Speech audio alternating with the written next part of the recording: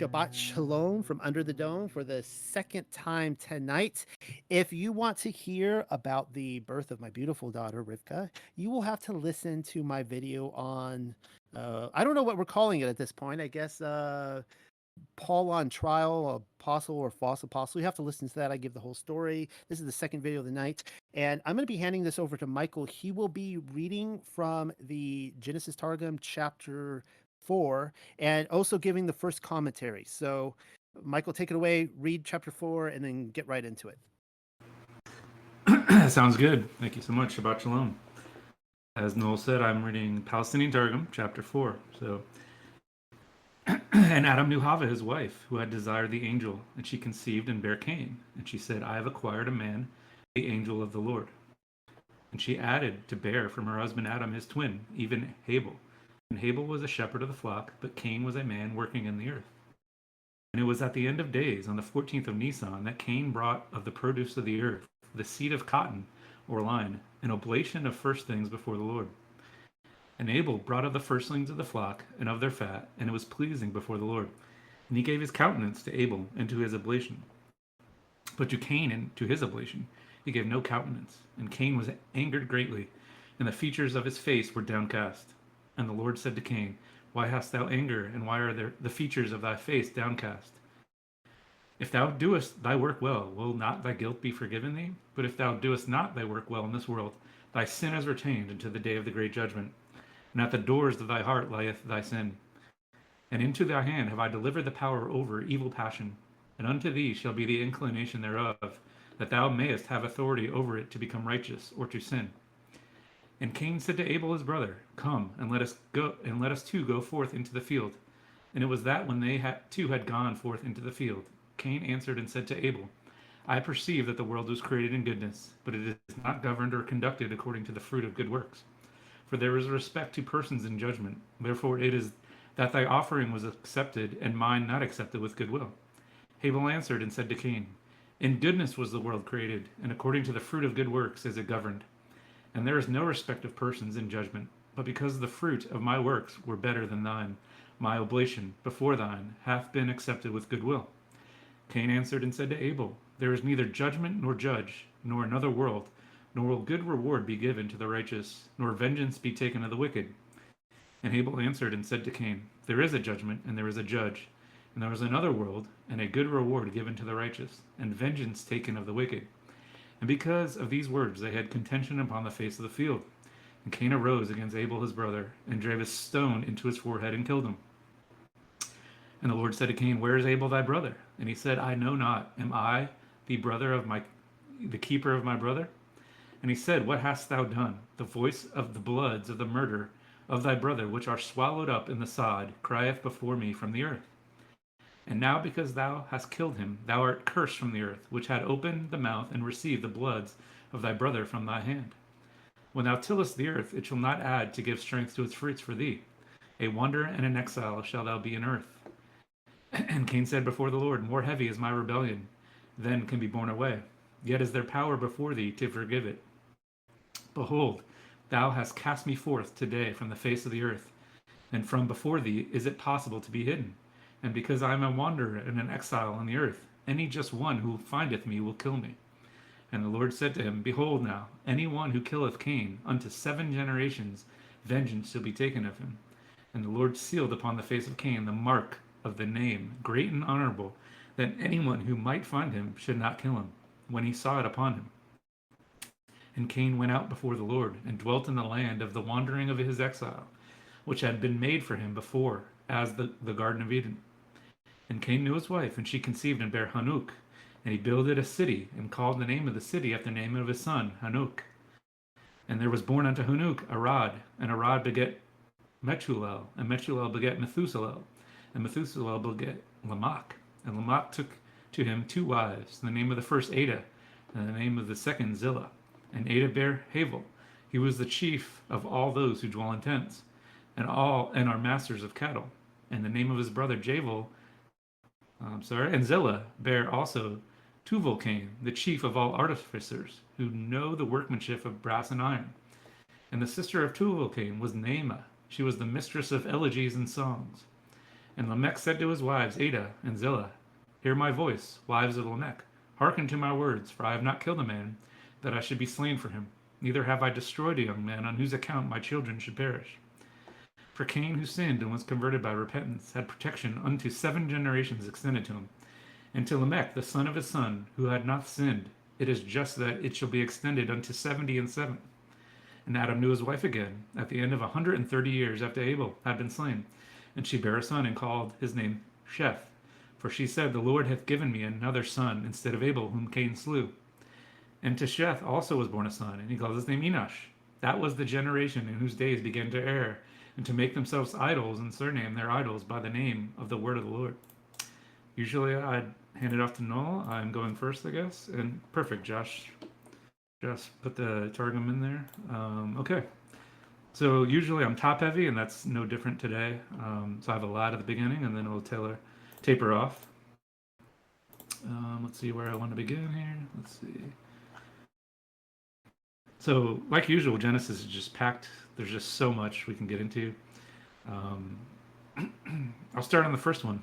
The difference. So Adam knew Eve, this is KJV, and she conceived and bare Cain, and said, I've gotten a man from the Lord. And as you can see, if you're following along on the Palestinian, obviously a serpent seed translation. And Adam knew Hava, his wife, who had desired the angel, and she conceived and bare Cain. And she said, I have acquired a man, the angel of the Lord. Okay, so as usual, I'm not going heavy into serpent seed. Hopefully Noel will cover that. I'm going to bring in Jubilees and kind of talk about what it describes on this narrative. So it mentions that Cain settles down, marries his sister Awan, who bore their first son Enoch. Very similar, right? Maybe not the sister, but approximately 196 years after the creation of Adam, Cain then establishes the first city, naming it after his son, builds a house, and lives there until it collapses on him, killing him. That's new, isn't it? Okay, so Jubilees 4, starting on 31. At the close of this Jubilee, Cain was killed after him in the same year. For his house fell upon him, and he died in the midst of his house, and he was killed by its stones. For with a stone he had killed Abel, and by a stone was he killed in righteous judgment. For this reason it was ordained on the heavenly tablets, with the instrument with which a man kills his neighbor, with the same shall he be killed, after the manner that he wounded him. In like manner shall they deal with him. So this is Jubilees is saying that it wasn't, this law came into effect after. And it's interesting that, his punishment was what he committed. A cross-reference for this Jubilees passage that I thought was interesting. Wisdom of Solomon 11. In return of their foolish and wicked thoughts, which led them astray to worship irrational serpents and worthless animals, you sent upon them a multitude of irrational creatures to punish them, so that they might learn that one is punished by the very thing with one sins. So I thought this was cool that first of all, it talks about serpents, but second, it's saying you are punished by the very thing you're sinning by. And I thought that was similar to Cain's punishment and how he died. And we're going to get into Jasher later, and he dies differently. So there's a contradiction right there. You decide which one is true or none of them, and you're going to stick with the canon. So some additional views on Cain and Abel. The story of Cain and Abel is made reference in the Ethiopian Maccabees.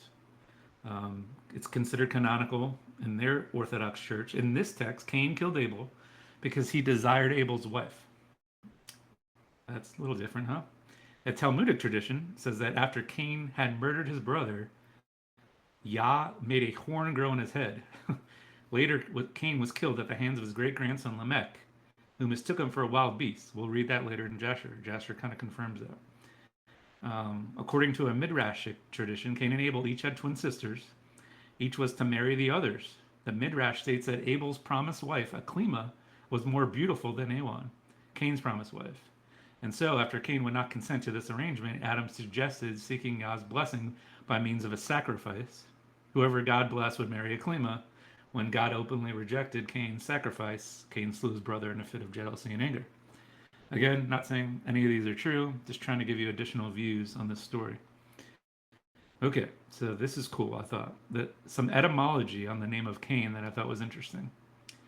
The name Cain, which can mean smith, resembles the word translated as gotten, but also meaning to make like a locksmith. So I thought that was interesting. So Ha Theological Word Book and Knobs Study Bible translate the name Cain with spear, but Knobs adds smith, possibly because of the similarity with the verb qin, or because of the name Tubal Cain, who was a smith. Brown Drivers Briggs states that although it seems that the name Cain comes from the verb used by Eve in Genesis 4:1, the name Cain is etymologically, I butchered that, most probably akin to the Cainite tribe, that they're mentioned in Judges, and they were coppersmiths and metal workers. I've done research on the Masonry and Freemasonry, and it's kind of like a Cain religion, and it's not a coincidence that they work with their hands like that. Cain, and finally on this part, Cain and Abel are traditional English renderings of the Hebrew names. It was proposed that the etymology of their names may be a direct pun on the roles that they take in the Genesis narrative. Abel is thought to derive from a reconstructed word meaning herdsman, with the modern Arabic cognate Ibel now specifically referring only to camels. Cain, or Qin, is thought to be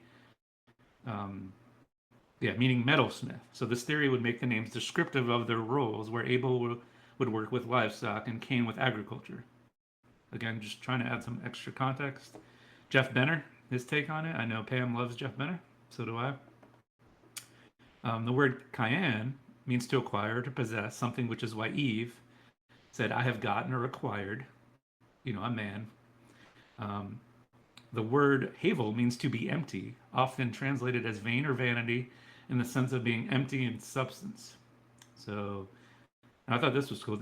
The Hebrew word for name is Shem. So that, the Jews say Hashem, the name, and literally means breath or character. So in Hebrew thought, one's name is reflective of one's character.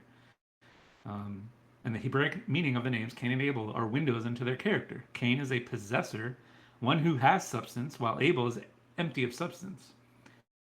Okay, so hope you guys enjoyed that. I'm going to do number 2, I think, and then hand it to Noel. Yeah, I'll just do number 2 real quick. And I'm going to read the Palestinian. It's actually, I'll start with the Hebrew, or the KJV. I'm a mess tonight. And she, again, bears brother Abel.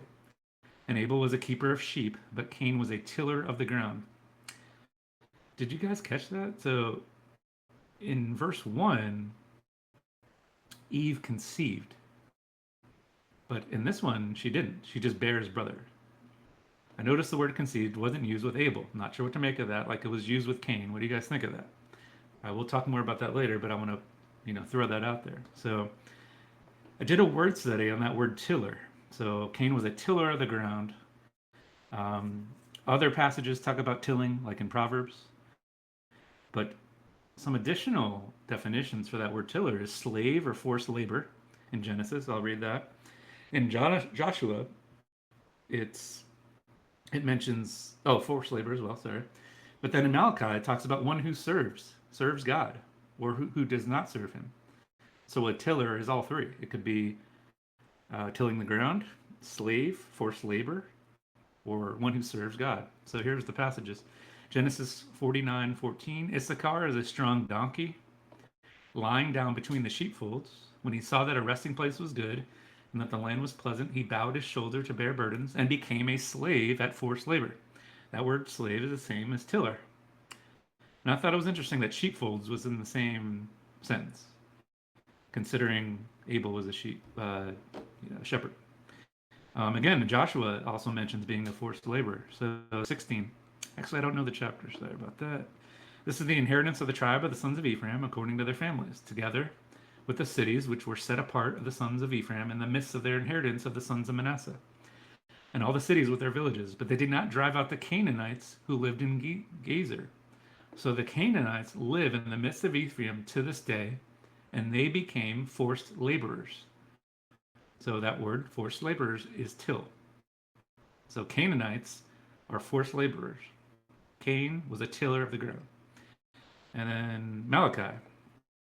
This is the one who said, serve God, or do not serve him, is tilling. So Malachi 3:16. Then those who feared the Lord spoke to one another, and the Lord gave attention and heard it. And the book of remembrance was written before him for those who fear the Lord and who esteem his name. They will be mine, says the Lord of hosts.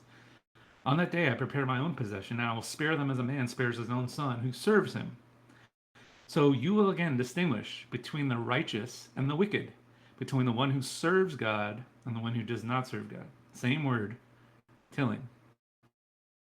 Okay, wrapping it up here in number two. Palestinian, way different. This kind of insinuates what I was hinting at. So, and she added to bear from her husband Adam his twin, even Abel. And Abel was a shepherd of the flock, but Cain was a man working in the earth. I'll speak more on the twins part later, but maybe that's why she didn't conceive again, because she had twins, right? Um, so additional etymology in Abel. Abel's name could be also associated with vapor or puff of air. And I thought this was cool. His name in Hebrew is composed of the same three consonants as a root meaning breath. So that was Abel. And then finally, some additional things on Abel outside of the canon. In the book of Adam and Eve and the Syriac Cave of Treasures, Abel's body, after many days of mourning, was placed in the Cave of Treasures, before which Adam and Eve and descendants offered their prayers. In addition, the Sethite line of the generations of Adam swear by Abel's blood to segregate themselves from the unrighteous. And finally, in the book of Enoch, the soul of Abel is described as having been appointed as the chief of martyrs, crying for vengeance for the destruction of the seed of Cain.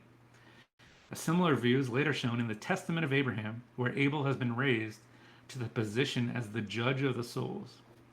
Again, just throwing out other possible views. That's my commentary on 4:1 and 2. I will hand it off to Noel. So I love how Michael just comes in there and he just starts tearing it up, all the contradictions, all those kind of things. Now, I want to point out that there are guys. One of the facts is that when you look at these different texts, there are some things that don't fit very well.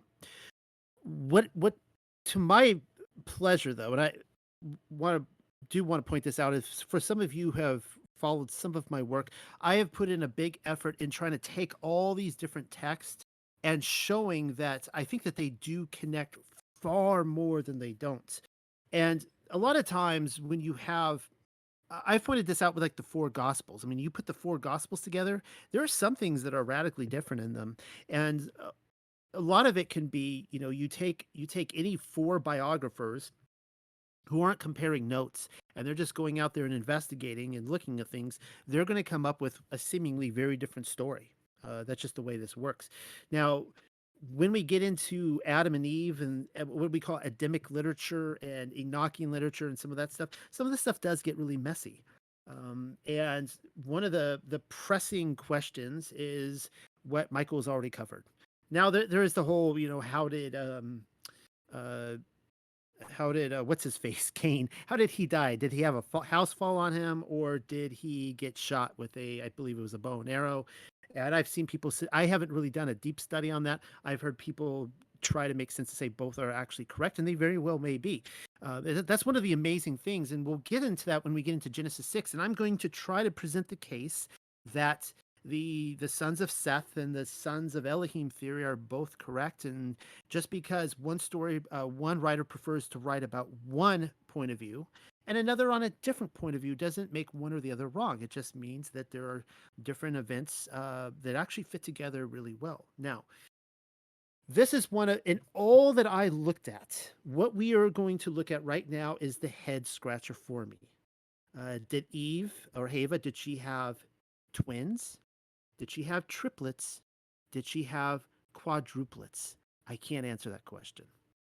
Now, in verse 1 here, Michael just jumped right at it. And he had it. I mean, it's this straight out says here, it's a confirmation on chapter 3. Everything and actually, some of you guys know I authored a book that I actually took it from Genesis. Are we on chapter 4? I think we're on chapter 4. Chapter 4:1, where it says, I called the book "The Angel She Desired." And it's a reference to serpent seed, and it straight out says Hava, who had desired the angel, and she conceived and bare Cain, and you guys know that. Well, all right, so looking at verse 2, and I've tried to look at this in a number of different ways, all right? And she added to bear from her husband Adam his twin.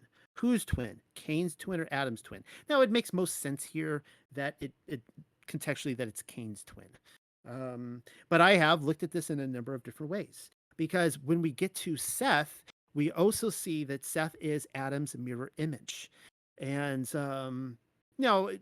It seems to be that if this is a different conception and delivery, that they would just say that that it's Adam's mirror image rather than his twin. So just keep that in mind. All right. So again, I've looked at this passage countless times. It appears as though Havel is the twin brother of Cain. But on closer inspection, it seems it is possible to be relating Havel to be Adam's twin rather than Cain's, right? Because we're making the distinction here between Cain taking on the look of the angel and Havel taking on the look of his father. That doesn't mean they weren't born at the same time. Some have suggested menage a trois, but it needn't be so. Okay, so I don't need to get too visual here, but the idea is that has been put forward is that uh, Hava and Satan were going at it, and Adam's like, "Hey, can I jump in and join?" That has been put forward. I do not take that point of view because if that were the case, I believe Adam would have been judged very differently. I do not believe uh, all that I pointed out in the last week shows that in all the multiple books that it was Eve committing adultery and that Adam did not take part in that. So what's going on? So it is very possible to conceive twins on completely separate days. Okay, it doesn't need to be at the same time. I'll give you an example. My twin sons were likely conceived a few days apart. My wife and I conceived the first child. She then left on a mission trip to Mexico for the weekend, and upon returning, we conceived the second a few days later. It's totally possible. Had Adam joined in with Hava and Satan again, then the curse landing on him would have reflected that fact, like the childbearing pain with Hava, which I believe is a direct correlation to what she did, her adultery, and the fact that Cain is a result of that. What I am suggesting is that Adam did lay with Hava either before or after her act of adultery. I will even go so far as to say she conceived a child before Cain was conceived, as having intercourse immediately after the episode seems a bit off emotionally speaking, but you never really know. Like what I'm saying here is that if they went through this really traumatic episode of this adultery and then the judgment from Yah, being kicked out of the garden, hurled down to the earth, like you have a window of a few days or whatever. I just don't see Adam and Eve getting back together and being like, let's have another child. All right. So, and Michael talked about this, and I'm going to go ahead and read this. Cain did have a twin. According to the book of Adam and Eve, here is what we read about it. And this comes from chapter 74 of the first book of Adam and Eve. And they lived on the earth working in order to keep their bodies in good health. This is reference to Adam and Eve. And they continued so until the 9 months of Eve's pregnancy were over, and the time drew near when she must give birth. Now, and I'll go ahead and point out here, all traditions from Jubilees, Jasher, everything I can find shows that Cain and Abel were born at different times. So either the Targum, I'll call it either the Targum is straight out wrong here, or it's a reference, and it could be a translation error too. It's a reference to, I can't read the Aramaic, it's a reference to Abel looking like Adam's twin, which until I can be proven wrong, that's what I'm going with. Continuing. Then she, Eve, said to Adam, the signs placed in this cave since we left the garden indicate that this is a pure place, and we will be praying in it again sometime. It is not appropriate, then, that I should give birth in it.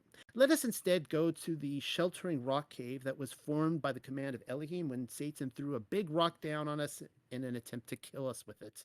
Adam then took Eve to the cave. When the time came for her to give birth, she strained a lot, obviously childbearing. It's funny we're talking about this, and I just went through the childbearing episode this last week. Adam felt sorry, and he was very worried about her because she was close to death. And the words of Elohim to her were being fulfilled. In suffering shall you bear a child, and in sorrow shall you bring forth a child. But when Adam saw the distress in which Eve was, he got up and he prayed to Elohim and said, "O Adonai, look at me with the eye of your mercy and bring her out of her distress." And Elohim looked at his maidservant Eve and delivered her, and she gave birth to her firstborn son, and with him a daughter. So, according to uh, Adamic literature, there were twins. There were twins born, but it was a boy and a girl. Then at and as far as I can tell, in all these traditions, even in the Targum, that the other Cain's other twin sister, was not conceived of Hasatan; that it was conceived of Adam. Then Adam rejoiced at Eve's deliverance and also over the children she had borne him. And Adam ministered to Eve in the cave until the end of 8 days, when they named the son Cain and the daughter Lulua. Now, with all these different books, you get multiple names of the same person. That's not uncommon. I mean, Jasher talks about Moses had like 7 names or something like that. So it's just not uncommon to have different names. Here it calls her Lulua. The meaning of Cain is, well, whatever. Well, it goes on here and talks about this, and it says Lulua means beautiful, that she was extremely beautiful because she was more beautiful than her mother, than Eve. All right. So their names, the first, according to this, were Cain and Lulua. We then read about Havel and his twin sister. When the children were weaned, Eve again conceived, and when her pregnancy came to term, she gave birth to another son and daughter. They named the son Abel, and the daughter Aklia. This comes from chapter 75, verse 11. Here is why I do not believe Lulua was a daughter of Satan. It's because Adam and Hava were planning to have Lulua over in marriage to Havel, whereas Cain was expected to receive his twin sister Aklia. And so we read this continuing on in chapter 76. But as to the hard-hearted Cain, Satan came to him by night and showed himself and said to him, "Since Adam and Eve love your brother Abel so much more than they love you," it's got to just get into the sibling rivalry, doesn't he? "They wish to join him in marriage to your beautiful sister because they love him. However, they wish to join you in marriage to his ugly sister because they hate you." Uh, now, before they do that, I mean, I don't know if she was really ugly, but obviously Lulua was more beautiful than Eve, and that has to be saying something according to this text. Now, before they do that, I am telling you that you should kill your brother. That way, your sister will be left for you, and his sister will be cast away. And Satan departed from him, but the devil remained behind in Cain's heart and frequently aspired to kill his brother. Now, we'll be talking more about this, and of course, Michael will too, through these passages. And I just want to point out that, again, if one text talks about one motivation, like one of the reasons that he killed his brother was, in his heart, he had this burning desire for his own twin sister, which was going to be given to Abel. That doesn't necessarily mean one text or the other is wrong. It's just a different motivation that is expressed. Hopefully, everyone understands that.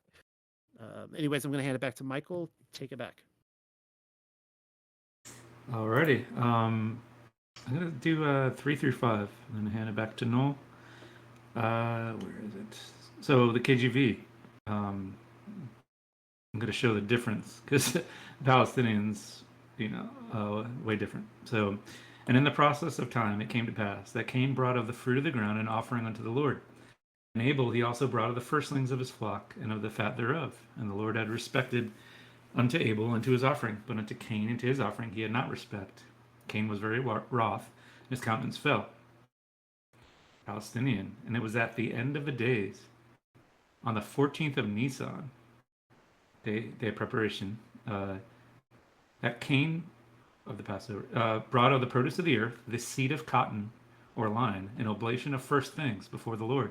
And Abel brought of the firstlings of the flock and of their fat, and it was pleasing before the Most High. And he gave his countenance to Abel and to his oblation, but to Cain and to his oblation he gave no countenance.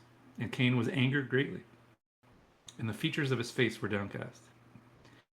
So, 3 quick passages on the preparation, 14th of Nisan, preparation day. Exodus 16. Then he said to them, "This is what the Lord has commanded. Tomorrow is a Sabbath rest, a holy Sabbath to the Lord. Bake what you will bake today, and boil what you will boil, and lay up for yourselves all that remains, to be kept into the morning." That's awesome. Preparation day. We know about it, right? John 19:31. The Jews, therefore, because it was the preparation, that the body should not remain upon the cross on the Sabbath day, for the Sabbath day was a high day, besought Pilate that their legs might be broken and that they might be taken away. Mark 15:42. When evening had already come, because it was the preparation day, that is, the day before the Sabbath. So I just thought it was really cool that Palestinian mentions that this is when these two guys brought their offerings to the high priest, to their father. And if you, if you can make the connection of Abel being a shepherd and presenting his offering and getting killed for that. Let's see. Okay, so it's noteworthy the difference in the type of sacrifice. So, fruits of the soil are renewable and bloodless. Fat portions are set apart for the Lord. Leviticus 3:16, and came from the firstborn. Now this is awesome because your firstborn it points to an act of faith because it is not guaranteed that there will be more. So you give your firstborn, not knowing that Yahuwah is going to bless you again with more. That's amazing. So this one would deal with the curse which Yah had placed upon the ground, while the other would care for living and breathing animals. Okay, so some additional information on a man who is a tiller of the ground remains close to the ground. So these farmers generally end up living in permanent dwellings such as houses. Didn't Cain build a city and a home, right? While it is true that Adam and Eve tended to the garden, Cain was now tilling cursed ground outside of the garden. And so the farmer is a slave to his field. Faith in Yah's superiority of man was first lost among the agricultural nations. It was there that idol worship first developed. We're going to get to that right now. So a keeper of sheep, though, wanders with their flocks and generally lives in tents. Didn't Yeshua say he did not have an earthly home? He just wandered to different cities. Genesis 46:34 says, "For every shepherd is an abomination to Egypt." Why would Egypt care about a shepherd? It's because they idolized agriculture. So Egyptian culture was based on agriculture. The forefathers were shepherds. Jacob was a dweller in tents, while Esau was a man of the field. Yaakov's sons were shepherds. Moshe kept the flock. David tended to his father's flock. Proverbs speaks in favor of shepherding, and Amos was one of the herdsmen of Tekoa. Okay, so all this talk about keeper of sheep instead of tiller of the ground made me think of the first Adam versus the second Adam, Yeshua. So there were so many parallels. Everybody, a lot of people in Torah know about the Joseph parallels with Yeshua. I haven't heard much about Adam, except for him being the second Adam, but I did some research on that. I had to cut this down. This is too good, so I'm going to post this in the chat. And you guys can read along. So, first Adam sinned. Second Adam, Yeshua, committed no sin. First Adam separated us from Yah. Second Adam, his righteousness brought us back to God, brought us back to the garden. Death came through first Adam. Second Adam became a life giver and resurrection, eternal life. First Adam was to toil, sweat, and eat from the ground. Second Adam became manna and bread of life. First Adam was a man who sought to become like God, Genesis 3, right? Eat this and you become like one of us. The last Adam was Elohim who became a man. First Adam tasted death from a tree. The last Adam tasted death on a tree. The first Adam blamed his bride. The last Adam took the blame for his bride. The first Adam brought thorns and thistles. The last Adam wore thorns and thistles. The first Adam brought a curse. The last Adam became a curse. Finally, the first Adam listened when the serpent said, "Take and eat." And the last Adam told his followers, "Take and eat." This blew me away when I saw this. I hope you guys enjoyed it as much as I did. Do I want to read 7? No, I'll stop here. I'll let Noel catch up to me.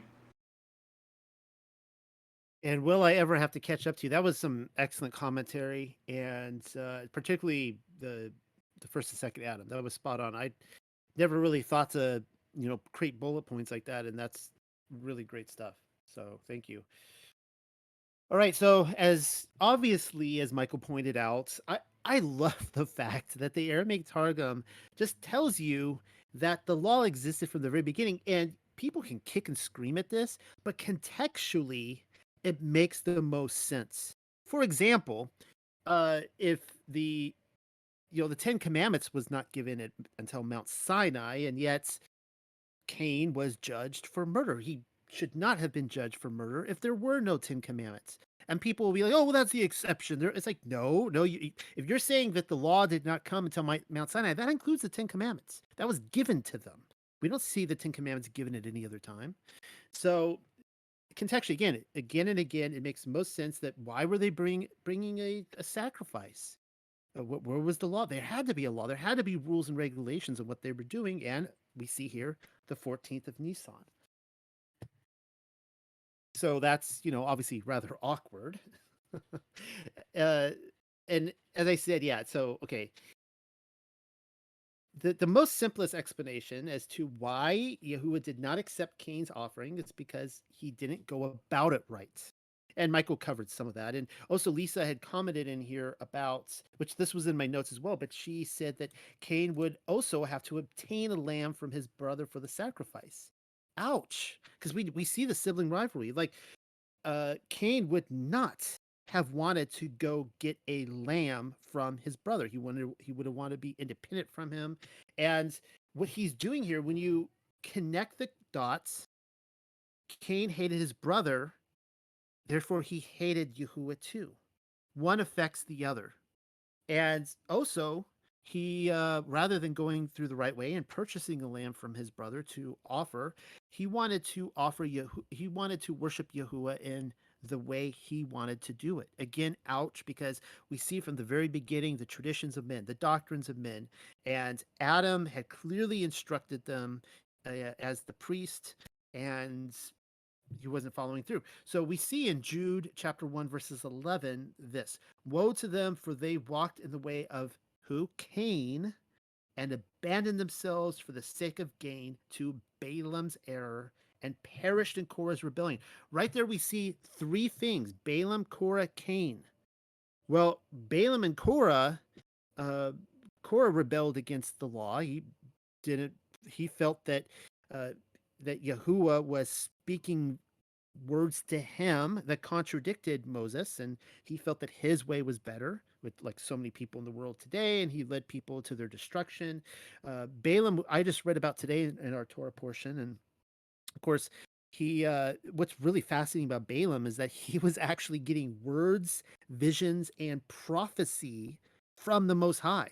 Like Yahuwah was speaking to him, and he's still wicked and leading people to sin to break the Torah. That reminds us of so many people today who say that, well, they have to be right because they're hearing words from the Most High and they're getting prophecies, and it's like that. None of that matters. It doesn't matter if they prophesy correctly. That's not actually how Scripture identifies a true and a false prophet.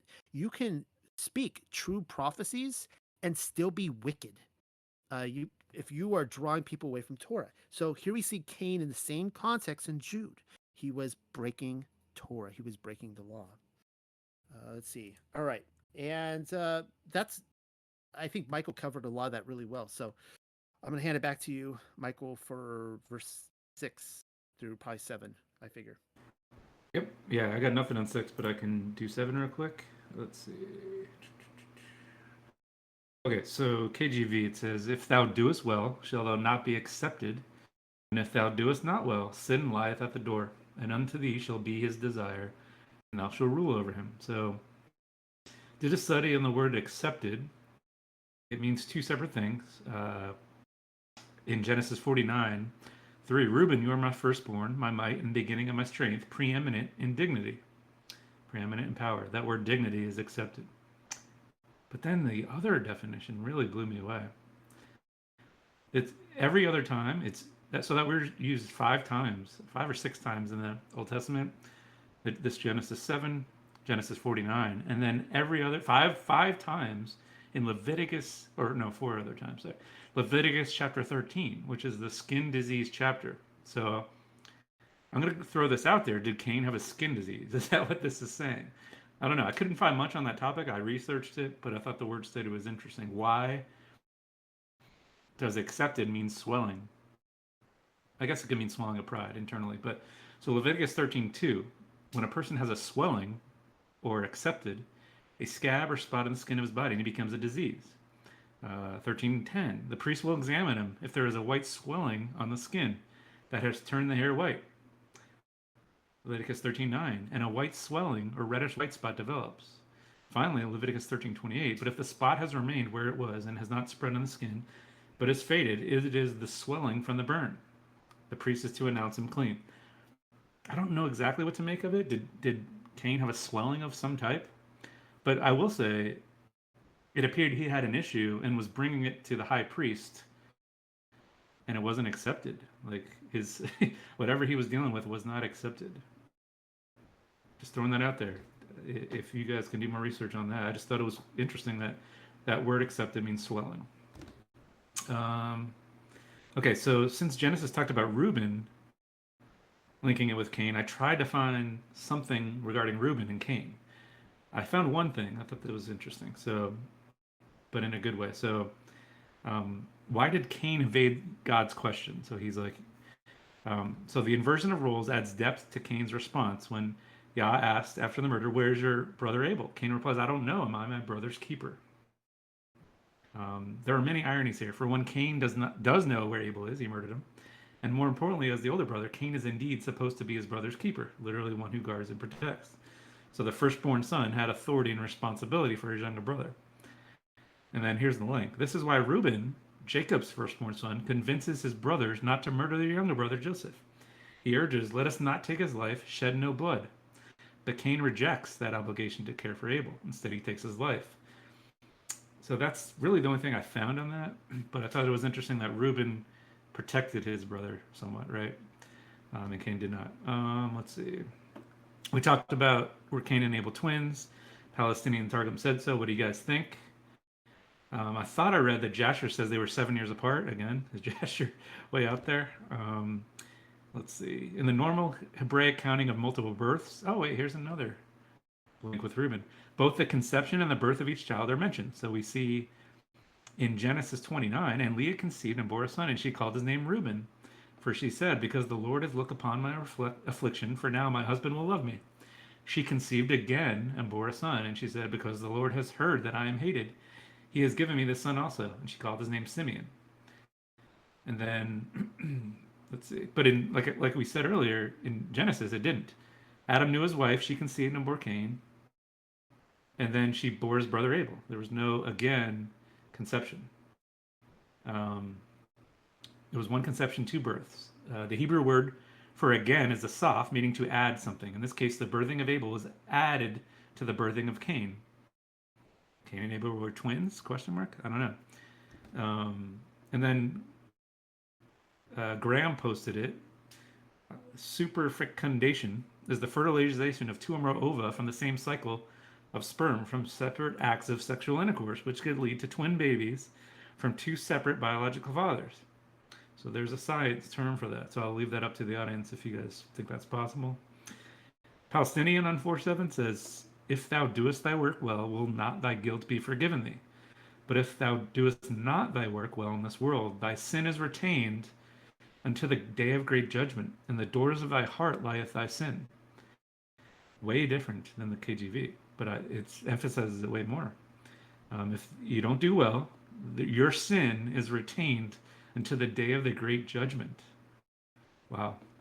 Okay, two more things. I'll hand it back off to Noel. The NIV Archaeological Study Bible notates that the word crouches, or lieth in this case, is the same as an ancient Babylonian word used to describe a demon lurking behind a door, threatening the people inside. So that's what means, what's the word? Crouches, sin crouches by the door. And then finally, I'm not 100% sure that's true, but this is what I found, that this is the first time sin is mentioned. So obviously you can go back to the beginning and say, that is sin, but the actual word of sin was this time. What do you guys think of that? That's all I got for 7. I'll hand it back to Noel. So usually when Michael and I have found in this series, surprisingly, this is our is this our fifth week in the Targum?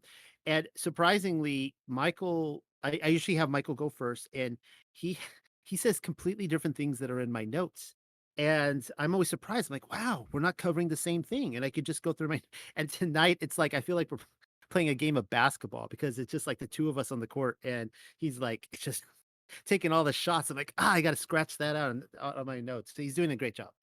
But anyways, he brought up the and I didn't pick this up. This I don't have notes on this, so I do apologize. But it's when Michael was describing the facial expressions, the swelling up of Cain, and in my opinion, he was describing leprosy. Now, for those of you who went through the study with me on the very controversial and dark read, the book of Lamech of Cain and Leviathan, it's a fascinating read because the book actually backs up the writings of Abraham, many others, and I'm not going to read all of it here. I don't have the notes in front of me, but what it made very clear was that the condition of Cain, in fact, the mark of Cain, was that he had leprosy. And all of his descendants, the sons of Cain, all had leprosy. And one of the things we discussed in that study is that every single time you come across leprosy in the Bible, it is always the result of a spiritual condition. Whatever they say is leprosy today is not the same leprosy as the Bible. Okay, let's make that very clear.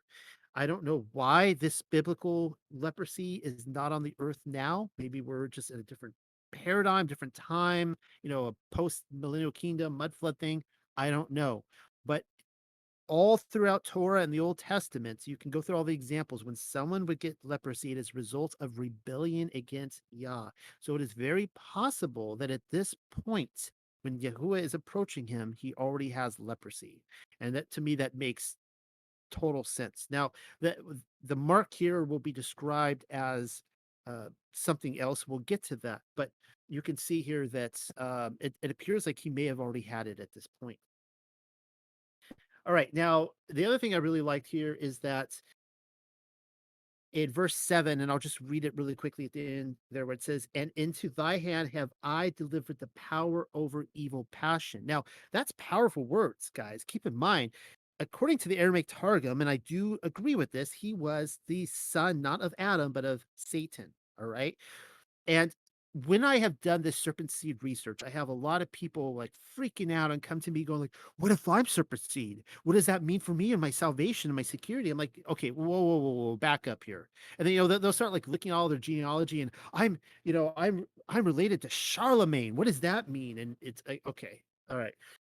So one of the things that I found really incredible about like when I did the genealogical searches, so Nimrod is, a descendant of Ham, and we'll get into that.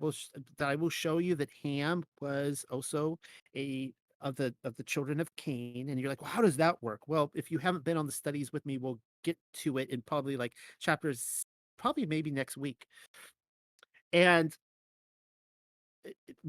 what really started tripping me out is when I started doing genealogical searches on the children of Nimrod, and you look at Hagar, uh, who she was I think she was the daughter of Pharaoh. Well, Pharaoh was the son of Nimrod. You look at Eliezer. I think Eliezer was the grandson of Nimrod. And what Nimrod was doing was that he was actually, he was, in order to expand his kingdom, and this makes total sense, he was taking all of his children and he was planting them in thrones all over that region there. And they would, serve him and pay, due to their father, their grandfather, and so on and so forth.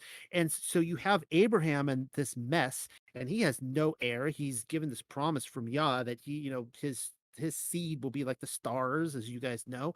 And he's like, oh, I'll hand over the keys to the kingdom to Eliezer. Or, you have, Ishmael and all this kind of stuff. And you look at this and go, how close this was to, him handing it over to the children of Nimrod. And I mean, you look at Eliezer, he's an amazing individual because he served Abraham And he forsook his kingdom, the kingdom of Nimrod, to serve the kingdom of Yah. And the point here I'm trying to make here is that even if you come from the seed of Cain, which I think that, I'm not worried about this in a post mud flood environment so much, but you still have the choice. At the end of the day, Yahusha makes it clear, I believe in John, that either you come from the seed of Satan or the seed of Yah. And that's your decision, guys. If you choose to serve Yah and be obedient to him, you are of the seed of Yah. It doesn't matter where you come from. All right. If you choose to rebel, you are the seed of Satan. All right. So on a spiritual level, not a physical.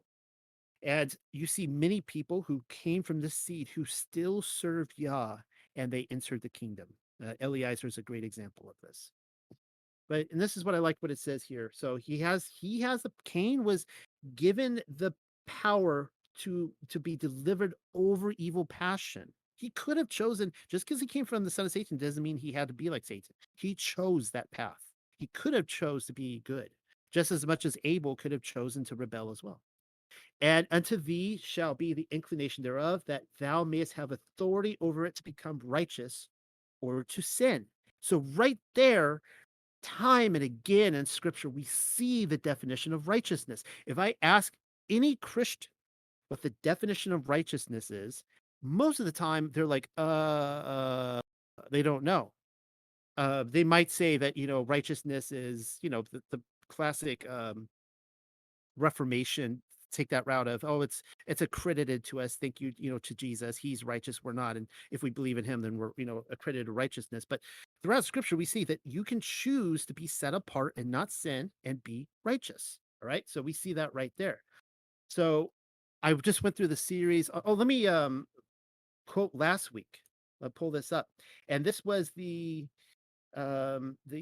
what was given to Hasatan in chapter 3, verse 15, the judgment. And I will put enmity between thee and the woman, and between the seed of thy son and the seed of her son. So right there, it's saying that there will be enmity between Satan's children, Cain, and so on, and her children, which is why we see the genealogy, guys. We see the sons of Cain and the sons of Seth. Why would they do that otherwise? And it shall be when the sons of the woman keep the commandments of the law. Now, keep in mind, the sons of the woman, right? So Cain is also a son of the woman. So he could also choose to keep the law. When the sons of the woman keep the commandments of the law, they will be prepared to smite thee upon thy head. But when they forsake the commandments of the law, that will be ready to wound them in their heel. Nevertheless, for them there shall be a medicine, but for thee there will be no medicine. All right. And did he say that the medicine is King Mashiach, Yahushua HaMashiach? All right. So we went through this in First Clement. I'll just take a quick little quip, and I love Clement, and I fell in love with that book going through it with you guys, and where Clement's just going through and saying, look, guys, you can be righteous. It's the commands, you can keep the commands, you can keep the Torah. And here's what he says. And this goes right into to Genesis. So having finished all these things, this is the creation week. He praised them and blessed them and said, increase and multiply, he being Yahuwah. We have seen that all the righteous were adorned in good works. So he just told you here that all the righteous, they were what? Did they just believe that there would be a Messiah someday who would make them righteous? No, he said they were all adorned in good works. Yea, and Yahuwah himself, having adorned himself with worlds, rejoiced. So seeing then that we have this pattern, what pattern? The pattern that Yahuwah worked, and he created good fruits, good produce, works. Let us conform ourselves with all diligence to his will, which is working to produce good things. Um, Let us, with all our strength, work the work of righteousness. He even put two works in. Work the work, guys. Work the work of righteousness. And so, yeah, I think that's going to be it on that. I'm going to hand it back to you, Michael. All right, I want to agree with Noel too about it. It was never about blood, and I'm going to put something here. Look at that. That's Masoretic and Ayub. Job died and old and satisfied with the days. Okay, that's it. You just agree with the Masoretic. That's it. You look up the Septuagint. Job was from Esau. His father was Zaire, one of the sons of Esau. Look at the difference. That's a whole paragraph. For the Masoretic is one sentence. So if you believe Septuagint's legit, Job Job is from the Esau lineage, and he was considered righteous. So yeah, I thought that was cool. I'm just gonna do 8 because then I have nothing until 11. Let's see. So number 8 says KGV, and Cain talked with Abel his brother, and it came to pass when they were in the field. Then Cain rose up against Abel his brother and slew him. And the Palestinian was like 5 sentences. So if you have your link, please follow along. So I'm going to read it all. So, and Cain said to Abel his brother, "Come, let us two go forth in the field." And it was that when they had gone forth into the field, Cain answered and said to Abel, "I perceive that the world was created in goodness, but it is not governed or conducted according to the fruit of good works. For there is respect to persons in judgment. Therefore it is that thy offering was accepted, and mine not accepted with good will." Abel answered and said to Cain, "In goodness was the world created, and according to the fruit of good works is it governed. And there was no respect of persons in judgment. But because the fruits of my works were better than thine, my oblation before thine had been accepted with good will." This is key. Cain answered and said to Abel, "There is neither judgment nor judge, nor another world, nor will good reward be given to the righteous, nor vengeance be taken of the wicked." And Abel answered and said to Cain, "There is judgment, there is a judge, and there is another world, and a good reward given to the righteous, and vengeance taken of the wicked." And because of these words they had contention upon the face of the field. And Cain arose against Abel his brother and drave a stone in his forehead. Did you see that? Cain like turned into like an atheist, or like a definitely a Sadducee. He didn't believe in the resurrection. He didn't believe in an afterlife. What do you guys make of that? I thought that was really interesting. Um, Cain doesn't believe in a judge, in another world. Um, I don't know. That was very different. Okay, so I'm not going to read all this because it's just way too much. But I want to show what Jasher said. I'm going to post it in there and then read half of it. Ooh, message is just too long here. Okay, hold on. Let me cut it in half.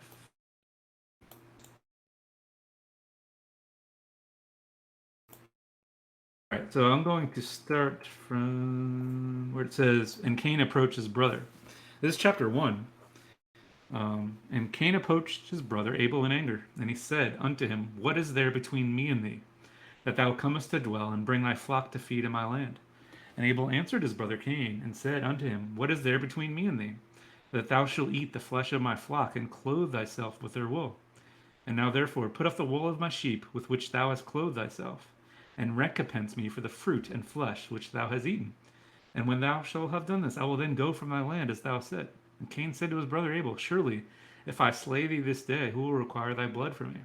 And Abel answered Cain, saying, "Surely God has made us in the earth, and he will avenge my cause, and he will require blood from thee, shouldest thou slay me.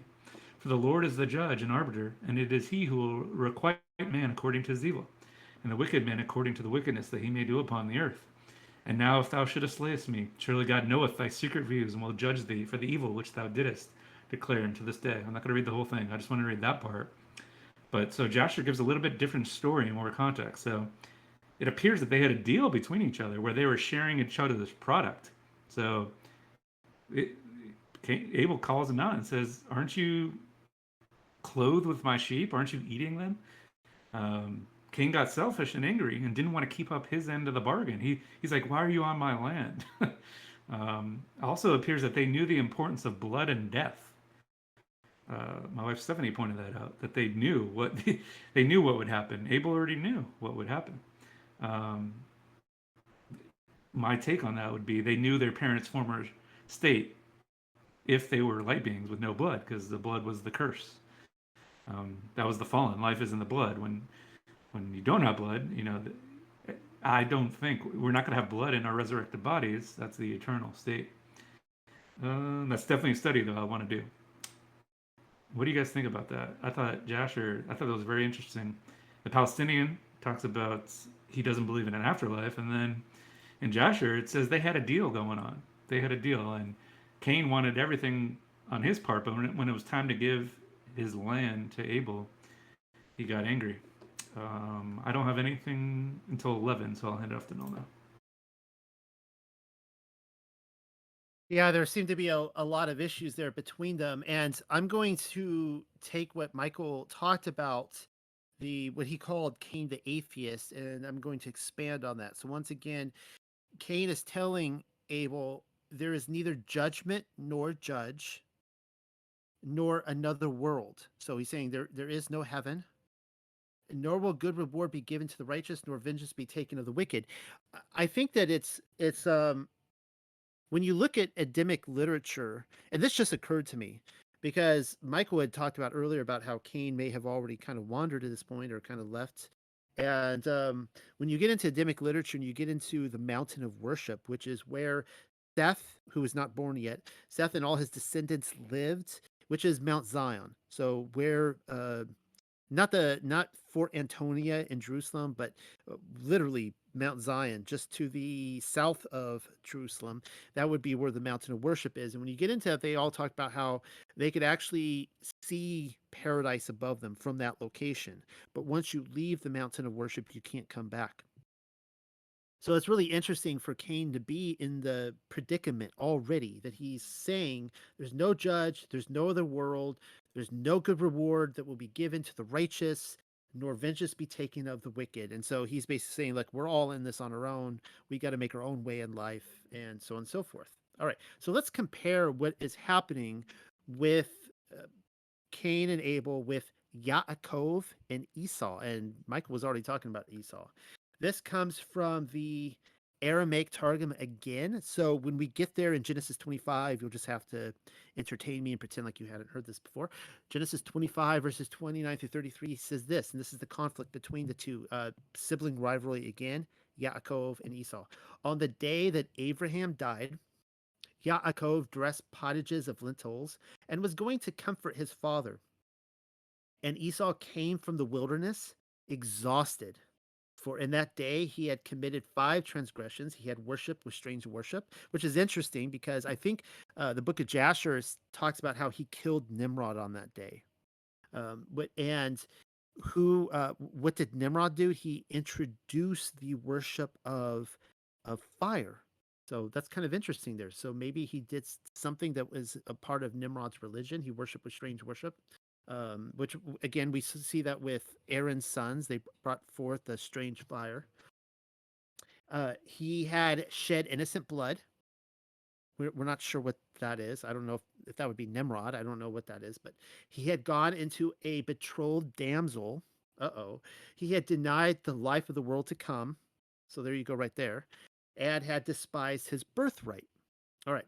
And Esau said to Yaakov, let me now taste the red pottage, for I am faint. Therefore he called his name Edom. And you guys know this, he sold his birthright for the pottage, for the bread and the soup. And Yaakov said, sell today as on this very day what thou wouldst hereafter appropriate thy birthright unto me. And Esau said, behold, I am going to die. And follow along, guys. This is straight from the same script of Cain. And in another world, I shall have no life. He's like, I'm going to die, guys. There's no afterlife. And what then to me is the birthright or the portion in the world of which thou speakest? So that really struck me there about the portion of the world which thou speakest, because it seems to me that they're living in the land, right? But I almost take that and go like he's connecting that with the world to come, which would be paradise, the the land of inheritance where I think all of us are going to be transferred over to. Anyways, so you guys know the story from there. Esau sells his birthright, and then for the rest of biblical history, Edom is trying to steal back what they sold. And we can get into the Edomites that are living there even to this day, how they have another thing coming. So like Cain, Esau did not believe in the kingdom of heaven. That's a really interesting comparison. Also, there appears to be a connection between, as I said, heaven and the plot of land called Israel in the birthright. Okay, so let's keep reading. This comes from chapter 27, skipping a couple chapters over. And it was when Yitzchak was old and his eyes were darkened from seeing, because when his father was Finding him, he had seen the throne of glory. And from that time, his eyes had begun to darken. And he called Esau, his elder son, on the 14th of Nisan. So there we have it again. Same event that happened, the contention with Cain and Abel happened on the 14th of Nisan. And he said to him, "My son, behold, this night they on wait, that must be a misprint. Behold, this night on high praise Yahuwah of the world, and the treasures of the dew are opened in it." And he said, "Behold, I am." Okay, so the event happened on the 14th of Nisan. Let's jump a few verses over, still in 27. And Esau answered his father, "Hast thou but one blessing, my father? Bless me, me also, my father." And Esau lifted up his voice and wept. And Yitzchak answered and said to Esau, "Behold, among the good fruits of the earth shall be thy habitation, and with the dews of the heavens from above. And upon thy sword shalt thou depend, entering at every place. Yet thou shalt be supple and credulous, and be in subjection to thy brother." Pay attention to this. But it will be that when his sons, so when Yaakov's sons become evil, how are they becoming evil? And fall from keeping the commandments of the Torah. Thou shalt break his yoke of servitude from off thy neck. So whenever the sons of Yaakov break away from Torah, Edom will then move in and take over, kind of like they've done now. All right. And Esau kept hatred in his heart against Yaakov, his brother, on account of the order of blessing with which his father had blessed him. And Esau said in his heart, so what is he saying in his heart? "I will not do as Cain did, who slew Abel in the lifetime of his father, for which his father begat Seth, but will wait till the time when the days of mounting for the death of my father come, and then I will kill Yaakov my brother, and will be found the killer and the heir." So what you see here is it's almost like now Esau was not the seed of Satan, but it's the same story playing out. Cain killed Abel so that he could be the heir. That he wanted the kingdom for himself. But what Esau is recognizing is like, okay, the mistake Cain made was killing his brother before Adam died. And he's like, okay, I'm going to wait till my father dies, and then I'm going to kill him off, and I will be the heir of the kingdom. So that's really interesting to make that connection there. Anyways, with that, I think we're moving on to verse 9. So I'm going to hand it back to Michael. I actually don't have anything till 11, so if you want to continue. No, go ahead. Okay. 11 and 12. So Palestinian, not going to read the KJV this time. It says, "And now, because thou hast killed him, thou art cursed from the earth, which had opened the mouth, and received the bloods of thy brother from thy hand. When thou tillest the earth, it shall not give strength to its fruits for thee. A wanderer in exile shall thou be in the earth." I want to talk about the two-part sentencing that Cain gets here. So the first is that the earth was cursed by Abel's blood. Should Cain attempt to farm the land, the earth would not yield produce for him. So this may imply why he went and built cities, namely the city of Enoch. He couldn't practice his profession anymore, basically. Right? That's what he was supposed to do. His curse was that it wouldn't produce field. So then he went into the cities and built. Real quick, some additional stuff on Enoch, city of Enoch. And this is not the book of Enoch. This is the Cain Enoch. Obviously, there's two Enochs. I was reading that it was most likely located somewhere in Mesopotamia, where the rivers would change courses year by year, causing farmers to wander and replant near the location of the river every year. Heard also some say it's by the city of Uruk, Uruk. I don't know. The second part of the curse marks Cain as a fugitive and a wanderer. So the combination of this Hebrew phrase, fugitive wanderer, is unique. Some interpretations suggest that Cain went on to live a nomadic lifestyle, and that he was, I think I read this already, that he was excluded from the family unit.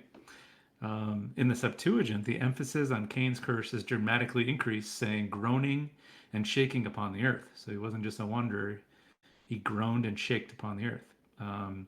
Syriac Christianity interprets that as a real life affliction that would enable others to know who he was when they saw him. So they think there was a physical affliction wrong with him. In the Samaritan Pentateuch, translates the same verse that Cain feared being an exile and an unstable man. That's what I have for 11 to 12. Real quick, I guess I'll just do to 15 since that was pretty quick. And the Lord said unto him, therefore, whosoever slayeth Cain, vengeance shall be taken on him sevenfold. For those who recall, do you guys remember the band Avenged Sevenfold? Did they were they Cain fans? I don't know. And the Lord set upon a mark upon Cain, lest any finding him should kill him. So what do you guys think this mark was? The actual word mark could mean sign, omen, warning, remembrance, motion, gesture, agreement, miracle, wonder, or most commonly a letter. So in the Torah, the same word is used to describe the stars as suns or omens, the rainbow as the sign of Yah's promise to never again destroy his creation with a flood, circumcision as a token of Yah's covenant with Abraham, and the miracles performed by Moses before the Pharaoh. So Cain's mark is the same thing as those other things. Um, and I think Noel and I have both stated that he could have repented. He didn't. He had protection somewhat. And then finally, I'll hand it back to Noel. Rashi, the famous rabbi, says that he thought the mark was one of the Hebrew letters of the Tetragrammaton. He engraved a letter of Yah's name onto Cain's forehead. And if you remembered earlier, I mentioned the possibility of a horn on Cain. What do you think that is? Was that the mark? I don't know. I'll stop right there. Hand it back to Noel. 15. Well, what's interesting, I'll just point out really quickly in verse 12, is you see a direct correlation between the sin and the curse. So, when thou tellest the earth, it shall not be given, strength to its fruit for thee. And Michael covered that really well. I just want to point that out specifically, that we see constantly in here that whatever the sin is, there is a correlation with the curse. Now, let's see, in verse 11, it talks about how the blood, uh, let's see, the earth received the bloods of thy brother from thy hand. I could have done a whole study on this some time ago, and I need to update this paper. I did a whole presentation on the earth is a womb, and I showed how the earth is a conscious creation, that the earth is conscious, the sea is conscious, the firmament is it's all these kind of spirits and so on and so forth. And it's really interesting that the earth here is and we also saw, I talked about earlier, a few weeks earlier, that the moon gave an evil report and was cursed as a result of that.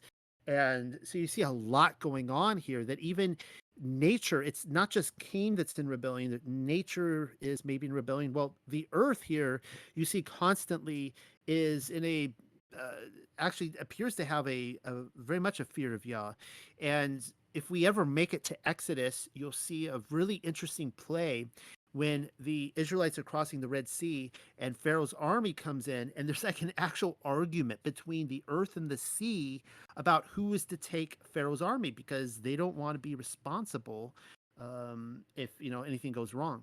So this is what we read in, once again, in the first book of Adam and Eve, chapter 79, and I found this really interesting. Then Cain, the hard-hearted and cruel murderer, took a large stone and beat his brother's head with it until his brains oozed out, and he wallowed in his blood before him. And Cain repented not of what he had done. Man, that is some hatred right there. I mean, his brains are coming out, and he's like wallowing in the blood of it. But the earth, okay, so here's the earth. But with the earth, when the blood of righteous Abel fell on it, trembled as it drank his blood. So Yahuwah reported that the blood actually went into the earth. That's what it says in Genesis, and would have destroyed Cain because of it. And the blood of Abel cried mysteriously to Elohim to avenge him of his murder. That's a really interesting concept about the blood crying out. And that's a whole study. I would love if Michael even did something like that. When you get to the book of Enoch, you see that Enoch goes to Sheol, and he still sees the spirit of the dead soul of Abel, whatever that looks like, crying out. That he's still, at that point in history, before it was before the flood, he was still crying out to Yahuwah based on what he did. And continuing, then Cain began at once to dig the ground wherein to lay his brothers. So he's trying to cover up his tracks. For he was trembling from the fear that came over him when he saw the earth tremble on his account. So there probably was like an earthquake of some sort. He then cast his brother into the pit he made and covered him with dust. But the ground would not receive him, but it threw him up at once. So the earth actually vomits Abel. Again, Cain dug the ground and hid his brother in it, but again the ground threw him up on itself until 3 times the ground thus threw up on itself the body of Abel. The muddy ground threw him up the first time because he was not the first creation, and it threw him up the second time and would not receive him because he was righteous and good and was killed without a cause. And the ground threw him up the third time and would not receive him, that there might remain before his brother a witness against him. And so the earth mocked Cain. So the earth is consciously mocking Cain until the word of Elohim came to him concerning his brother. And we see in other texts, I'm not going to cover them all, where basically what's happening is that the earth refused to bury Abel until Adam was dead.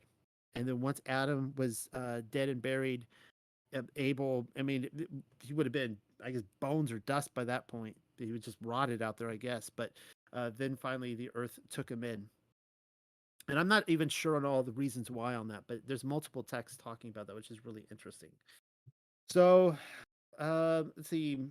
Michael did a great job of talking about the mark. I'll cover Genesis 4:16 real quick. I just found this really fascinating. It says, "And Cain went out before Yahuwah and dwelt in the land of the wandering of his exile." And this is what I found fascinating, which had been made for him from before as the Garden of Eden. So we constantly see throughout the Targum that there were things that Yahuwah designed in his master plan from the beginning. He designed the Garden of Eden. Actually, Yahusha, the Word, designed the Garden of Eden, and it appeared to be a project with the Ruach Hakodesh, the Father, and also we see the different angels planting trees, and it was like a huge project. But he planted Gehenna from the very beginning, as well as the places of wandering, and I find that really fascinating. He designed when he put the firmament there to keep us out of heaven. He designed this earth in a fascinating way for so many spiritual lessons, but also a testing ground.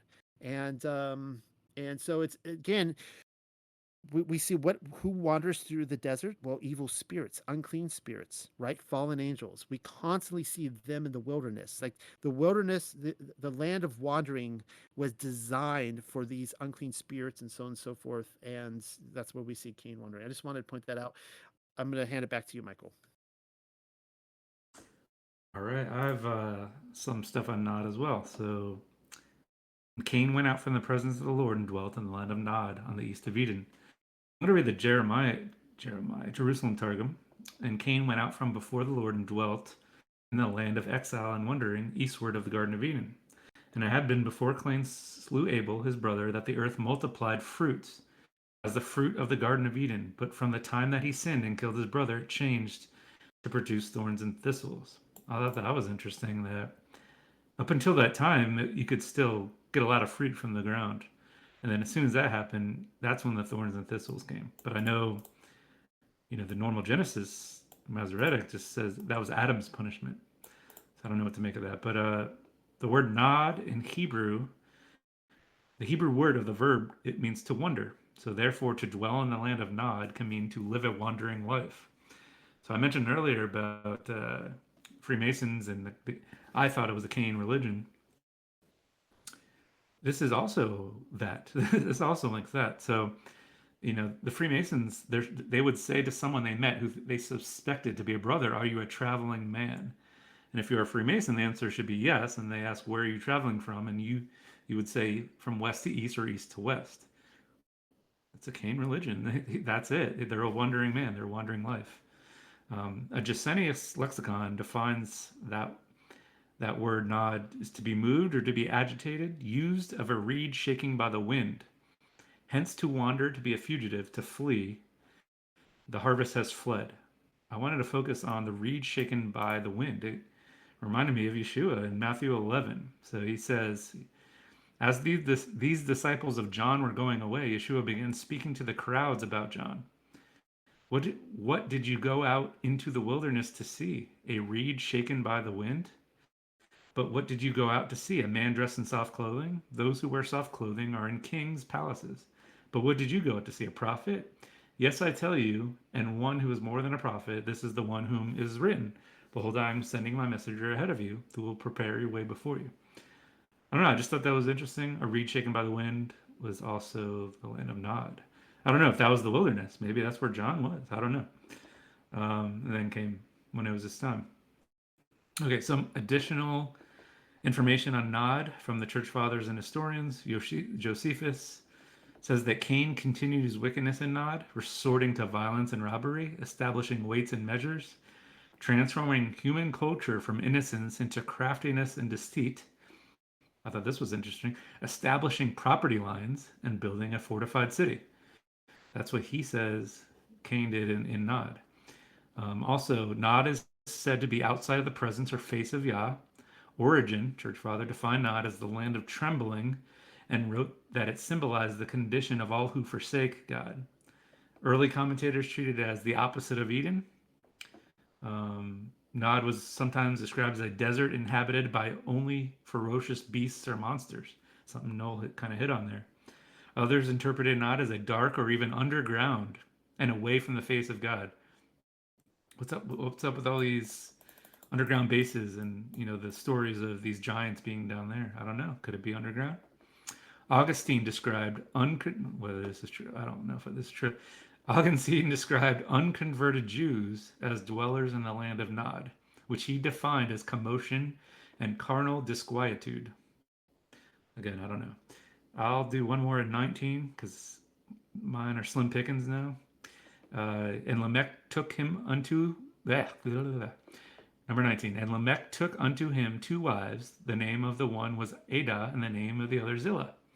Just want to point out, Lamech, son of Cain, was the first to have two wives. That's all I got. I have 24, 25, and 6 are the last of my notes. I'll hand it off to Noel. Well, I'll try to sum some of this up because I have a lot of notes still, and I don't know if I'm going to make it tonight. When we start getting into the genealogies, I always, for the longest time before I accepted serpent seed, I found them really odd.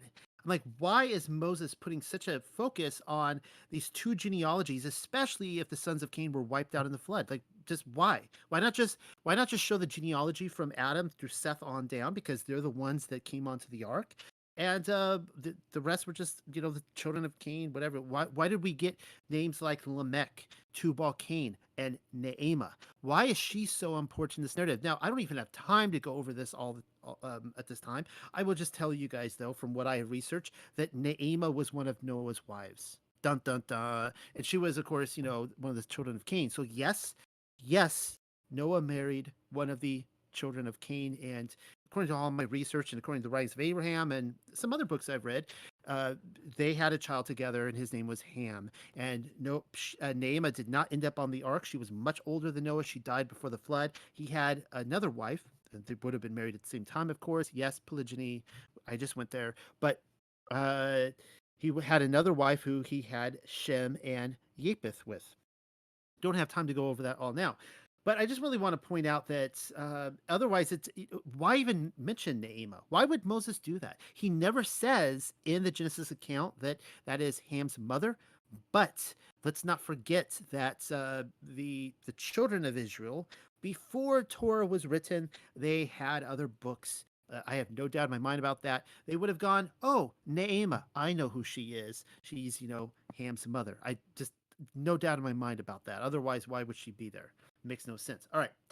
Let's see here. So let's jump in here. Okay, this was kind of interesting because we see the passage where Lamech said to his wives, "This is it. This first song that is recorded in Scripture, which is a little interesting that it comes from the sons of Cain." And said to his wives, Ada and Zillah, "Hear my voice, wives of Lamech. Hearken to my words. For I have not killed a man that I should be slain for him. Neither have I destroyed a young man on whose account my children should perish." Now, according to the book of Lamech of Cain and Leviathan, there was I talked earlier about the book and how it talked about the sons of Cain all had leprosy, which again is fascinating. There was quite a few fascinating things in there that actually filled in a lot of gaps. And one of them is this. It says in, I think, chapter 1, verse 16, or maybe it's chapter 2, whatever it says. And when it was so that if Lamech, same guy, clapped his hands together, that the Leviathan would kill he whom which Lamech instructed. So he would clap his hands like that. Leviathan would go kill somebody. Now, if you're imagining Leviathan here like Fred Flintstone and a dinosaur, it seems a bit silly. As I have pointed out earlier in the study, if you can understand esoterically that Leviathan, yes, is a physical creature, but is the embodiment of death. Lamech is a master Mahan. What Michael is talking about the Freemasons is totally legit. That the Writings of Abraham just outs this and says that they were Mahans, which is just a play on Mason. And Lamech was the master. He had learned the craft. What it's saying that he was able to have, in a way, like death was. It would almost be like if you had a story where somebody, like the Grim Reaper, like the Grim Reaper was working for you, and you had control. You had the Grim Reaper on a leash, and you're like, okay, go kill this guy, go kill that guy. Like he was a master wizard. All right. So let's look at really quickly here in Jasher. And after Lamech kills Cain, it says, let's see, wait, hold on. Let's read it. It says, and Tubal, okay, and Lamech was old and advanced in years, and his eyes were dim that he could not see. And Tubal Cain, his son, was leading him, and it was one day that Lamech went into the field, and Tubal Cain, his son, was with him. And while they were walking the field, Cain, the son of Adam, advanced towards them. For Lamech was very old and could not see much, and Tubal Cain, his son, was very young. Um, all right, and Tubal Cain told his father to draw his bow, and with the arrows he smote Cain. All right, so Lamech is really upset, and it says this. This is a really interesting line. And Lamech was very much grieved at having done this, and in clapping his hands together, he struck his son and caused his death. Well, that's weird. How do you clap your hands and cause someone's death? There's no explanation for that, except for the idea that death itself, Leviathan, was at his command and he came and killed him. So that's really interesting. Now, one of the things I love about the writings of Abraham is that this is another marvelous post mud flood text that came out of oblivion, like so many others. Came out on the black market in Egypt or whatever. And if this is a forgery, it is phenomenal because it predates the Dead Sea Scrolls. And I pointed out that there are things in the Dead Sea Scrolls that only line up with the writings of Abraham. Like how in the world do you pull that off?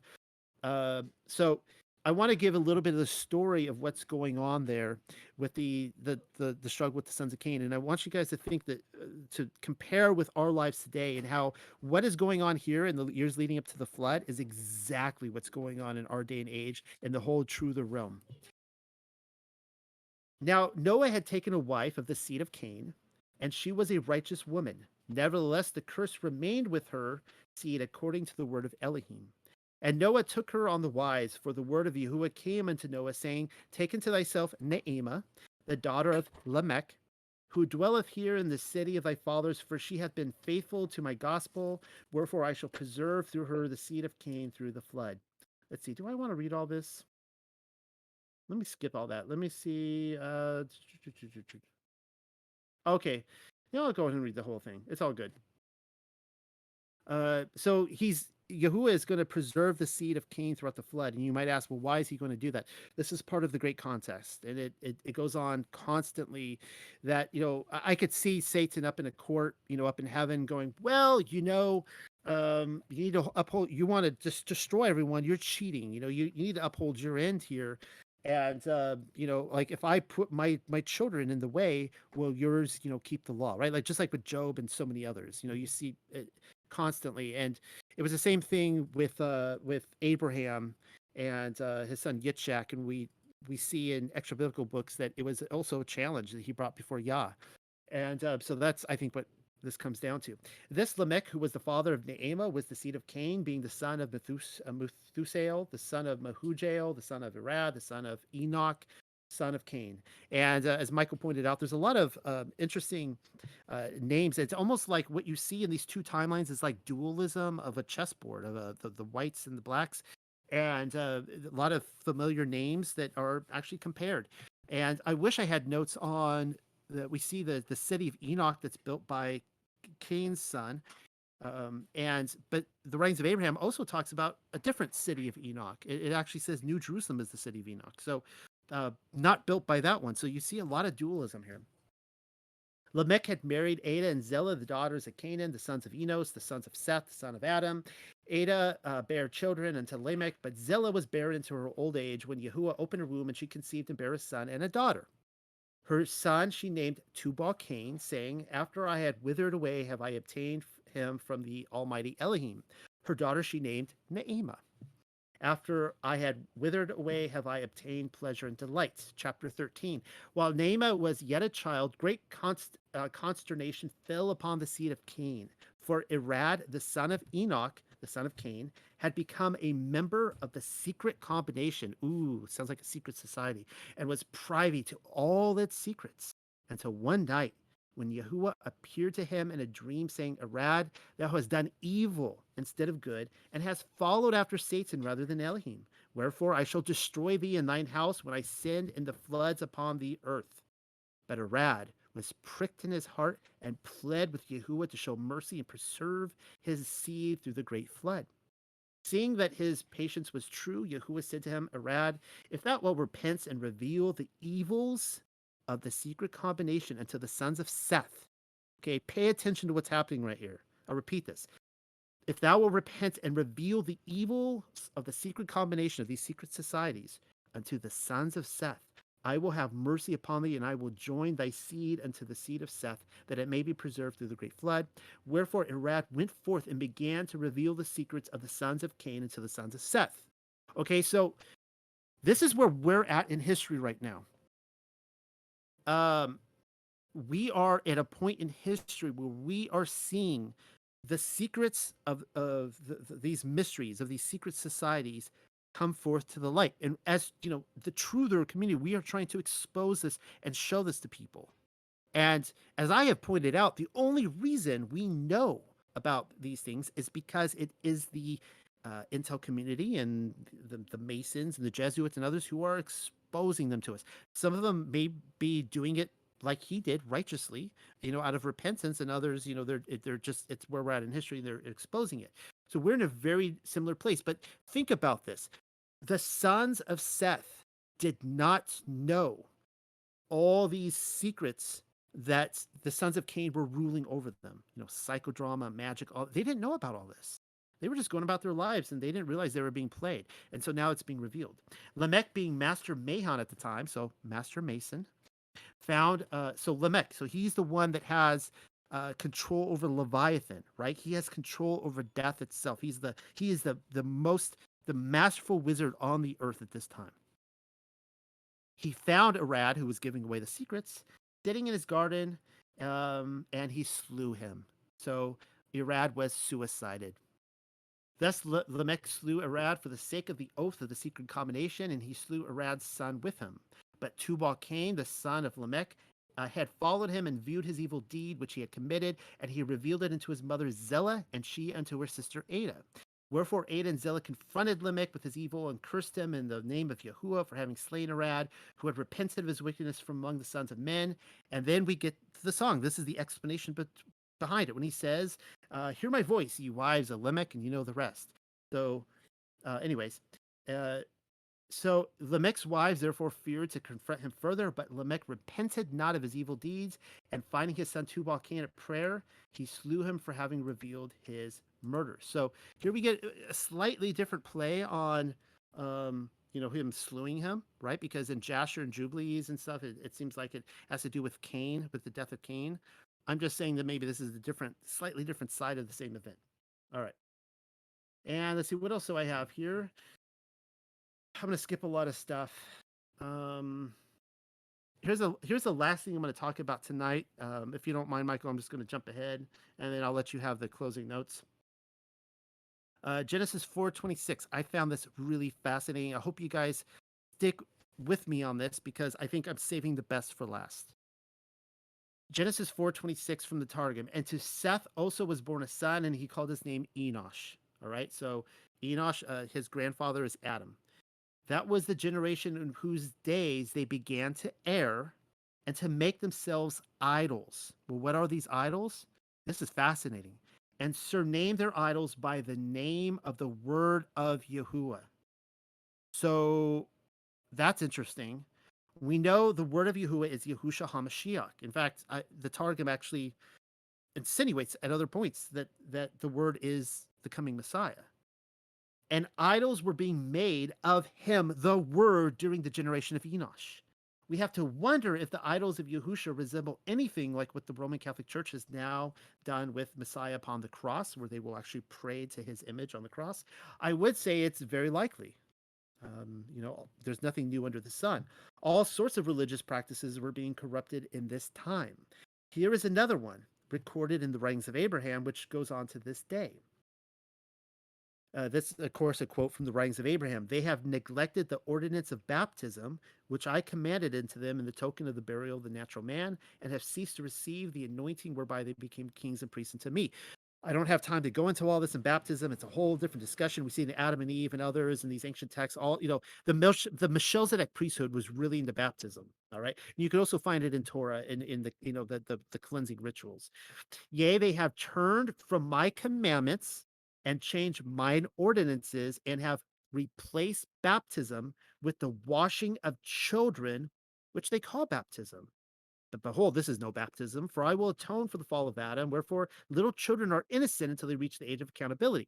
So you see back then too, they were replacing, they were doing the baptism of children, which is what the church does today. I think the Lutheran Church does it, and then of course I think the Catholic Church and others. Definitely the Lutheran Church, and I'd have to look into all the denominations. All right. What is particularly interesting about the context of this passage in the writings of Abraham is that it agrees that the Torah was around from the very beginning. So that's a huge bonus, brownie points for me when I'm looking at these extra biblical books. The writings of Abraham is looking more and more legit. It was around even in the garden, according to the writings of Abraham. How very strange if the writings of Abraham is a post-mud flood forgery. So they were baptizing children during the generation of Enosh as well. That lines up with another book we've read in this group, the book of Lamech of Cain, which I've gone over, wherein the children were being passed through the waters to Leviathan as sacrificed as immortalization rites. All right. So the baptism of the children during the times of Enosh was passing them through the flames and feeding them to Leviathan, death, obviously. The context in writings of Abraham is actually dealing with circumcision, which again was around since the beginning. Once again, here's how writings of Abraham phrases it. I love this. At the end of this explains to everyone who say, well, why was circumcision not around to Abraham? Well, according to this, it was around before Abraham. It was not, but the way the law is introduced to us at Mount Sinai, it's like the marriage covenant for us. They already had the law beforehand, but it's just the way the narrative works. So at the end of 13 years, Yahuwah appeared unto me, Abraham, and he said unto me, Abraham, because thou hast been faithful in all things unto me from the time thou wast 3 years old, and behold, now thou art 99, therefore I will establish my covenant with thee, for with thee I shall commence a new dispensation of the gospel, that from this time forth all those who would be sealed unto me must be sealed unto thee. Now, you hear the word dispensation there, and that's a red flag for people. And I don't even know how that was translated into this, just so you know, but it's basically saying what it's essentially saying is the same thing it says in Torah, that we are, if you want to be in a covenant with Yahuwah, you're going to be a child of Abraham. Wherefore I will send Noah unto thee in the tabernacle, and he will bestow upon thee the keys of the priesthood. This is the Melchizedek priesthood. For the city of Melchizedek will I take up from off the earth, and there will be a new beginning in thee. So anyways, all right. So it explains right here why circumcision is introduced to Abraham. It says, "This is according to the covenant I made with Adam in the garden Eden." So it's saying that Adam was circumcised in the garden.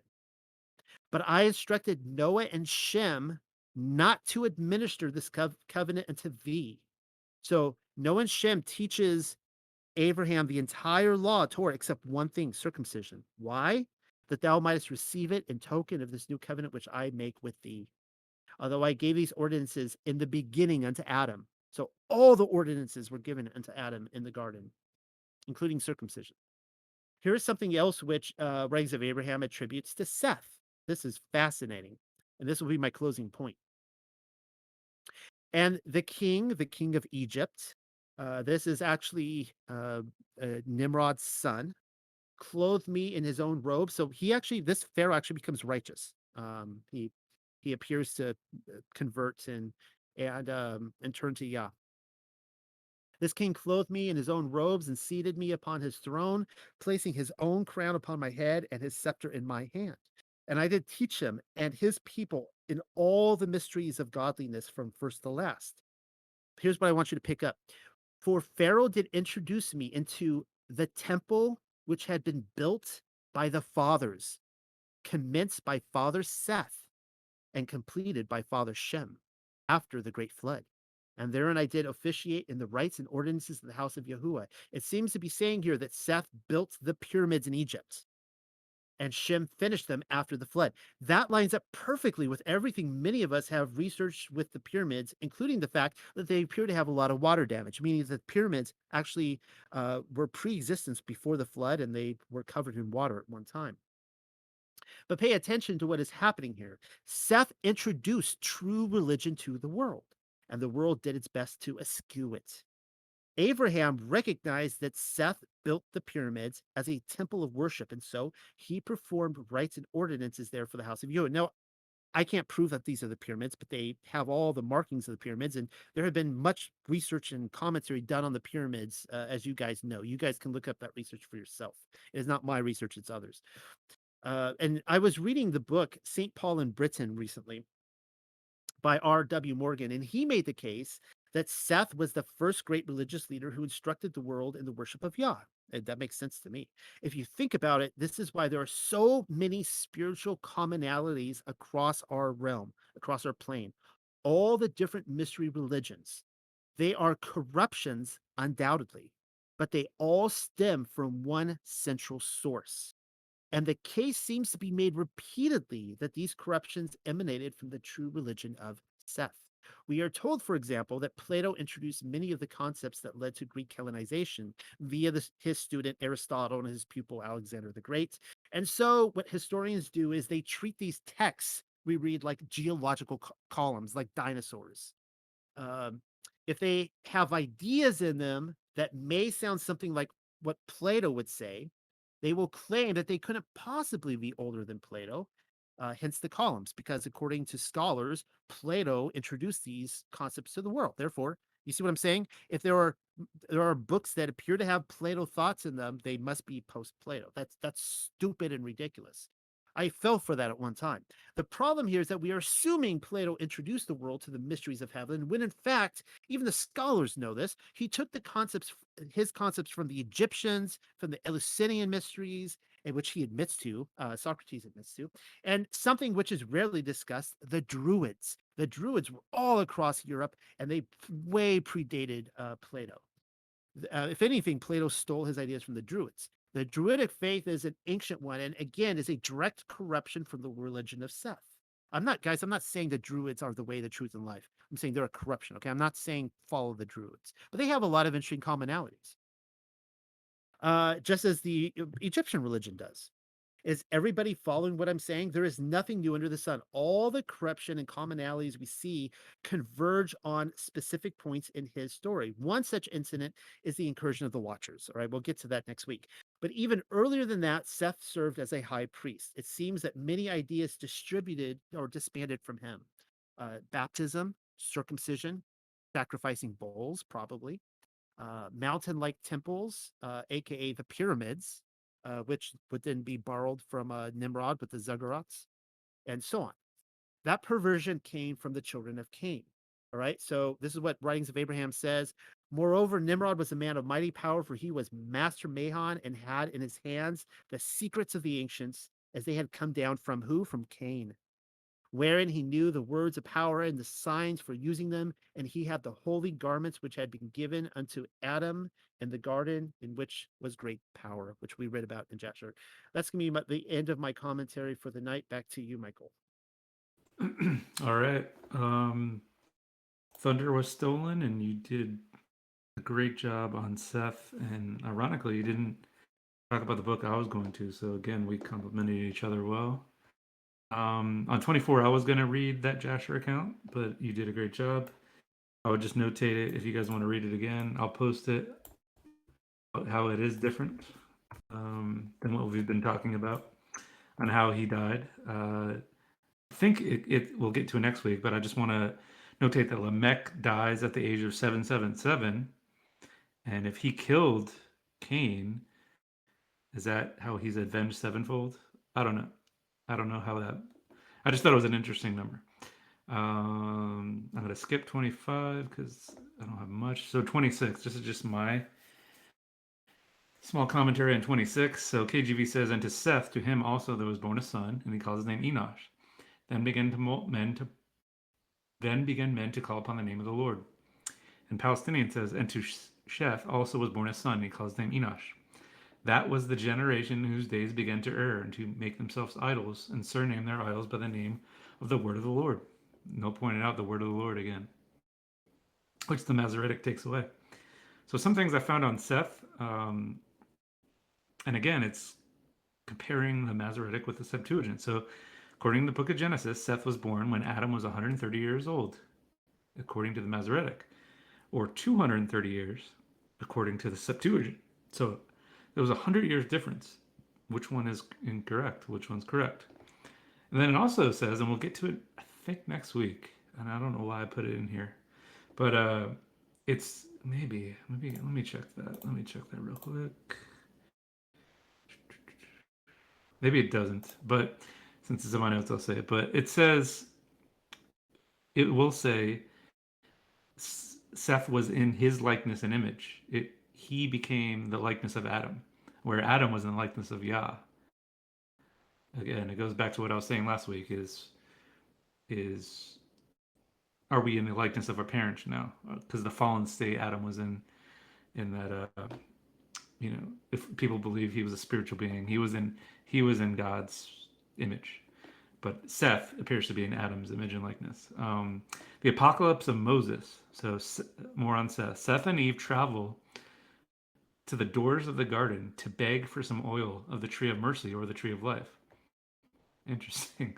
On the way, Seth is attacked and bitten by a wild beast, which goes away when ordered by Seth. Michael, the angel Michael, refuses to give them oil at that time.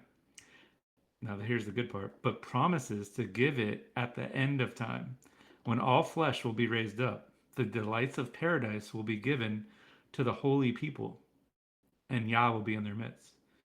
On their return, Adam says to Eve, what hast thou done? Thou hast brought us upon a great wrath, which is death. Later, only Seth can witness, and this is cool. Later, only Seth can witness the taking up of Adam at his funeral in a divine chariot, which deposits him in the Garden of Eden. Again, take it for what it's worth. Apocalypse of Moses. Josephus refers to Seth as virtuous and of excellent character, reports that his descendants invented the wisdom of the heavenly bodies and built the pillars of the sons of Seth, two pillars inscribed with many scientific discoveries and inventions, notably in astronomy. So they were built by Seth's descendants based on Adam's prediction that the world would be destroyed at one time by fire and one time by a global flood, in order to protect the discoveries and be remembered after the destruction. So one was composed of brick, the other of stone. So if the pillar of brick should be destroyed, the pillar of stone would remain, both reporting ancient discoveries and informing men that a pillar of brick was also erected. So Josephus reports that this pillar of stone remained in the land of Siriad in his day. And then finally, again, the Zohar refers to Seth as ancestor of all the generations of the Zadokim, which in Hebrew means righteous ones. So Seth was a righteous one. That's all I got for chapter 4. Hope you guys enjoyed it. I guess if Noah doesn't have anything left, we can open it up. The defense rests. I hand it over to the jury.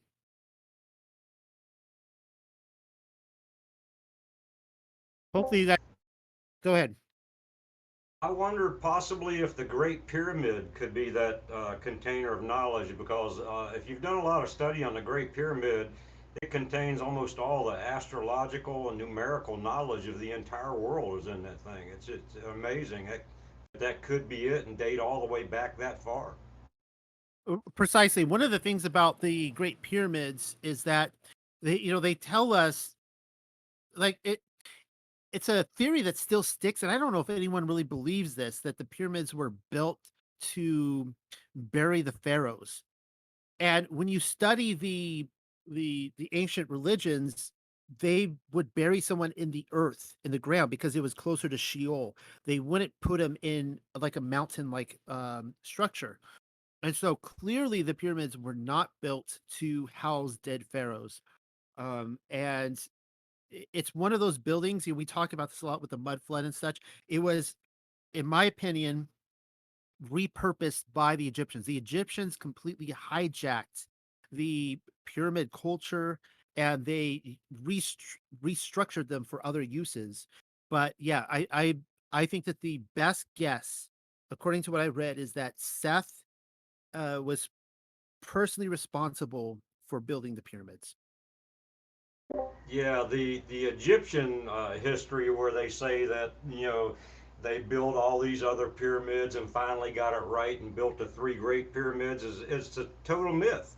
There's no hieroglyphics. There's absolutely nothing Egyptian in those three pyramids whatsoever. And I'm of the firm belief that they were built first. And then all the other ones that are falling apart all around them were all copies where they were trying to make the same thing, but they didn't really have the knowledge to do it. My understanding is that the official narrative would agree with that. I mean, my understanding of Egyptian history, someone can correct me if I'm wrong, was that the Great Pyramids were built first, and then each of the succeeding pharaohs tried to replicate that. And you look at them, they were just pieces of junk. I mean, they were junky. They couldn't reproduce them. That should cause everyone to, talk about cognitive dissonance, to really scratch their heads and go, how could they build something so magnificent and then suddenly they couldn't? Um, Yeah, the technology they didn't have it because they weren't the ones that built it. It doesn't work in any way, shape, or form. All the burial spots are all around there where they found all the pharaohs. I mean, and they're full of Egyptian hieroglyphs and all that, but there are none, zip, zero, zilch inside the Great Pyramid. No, there's absolutely no evidence whatsoever that the Egyptians built them, but that's what they keep telling us. so then the next thing is that you look at the capstone and the eye of Horus and the capstone coming down, and you see how occult that is, and you see that on our dollar bills and stuff.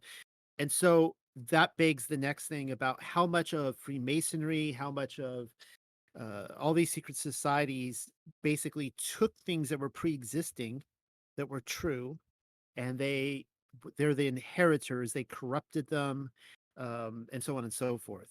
And I have to be careful talking about this because then I'm going to hear it on somewhere else, like Noel's like he's promoting this Freemason. I'm not promoting Freemasonry, but you know you see things that have been they have taken control of, just like the Egyptians inherited the pyramids and they claim them as their own.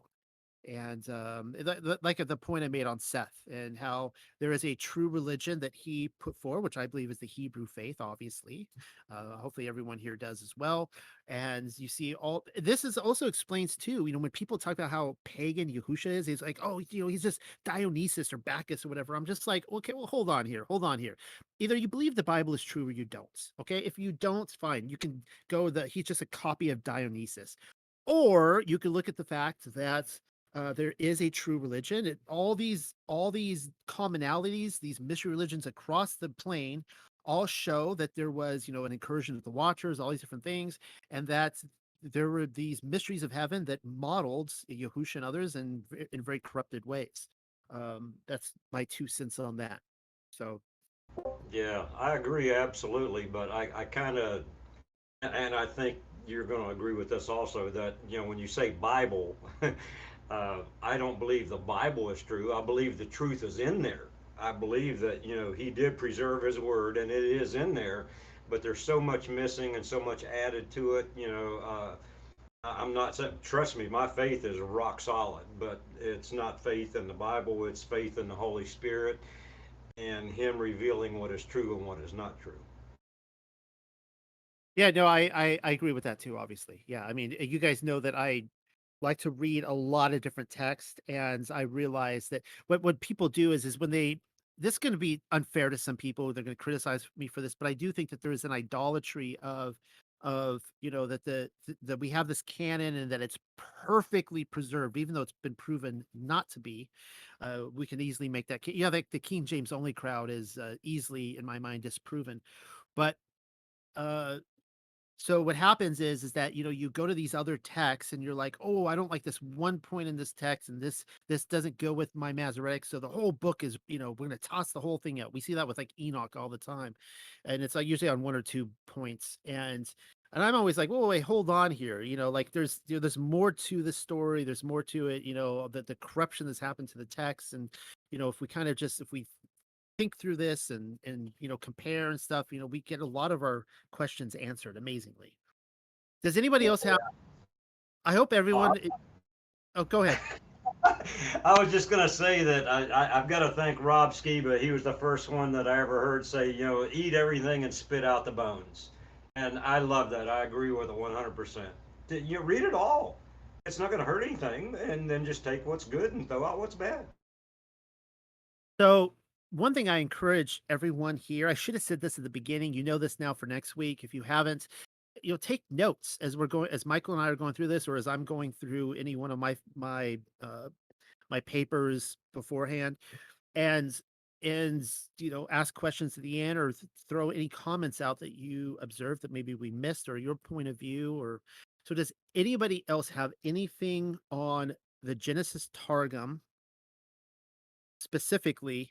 If anyone has anything on Paul, let's perhaps hold that off a, a little bit, just because once we go on that, we're going down that road and not coming back. So does anyone have anything on Genesis chapter 5, the Targum, and anything surrounding that?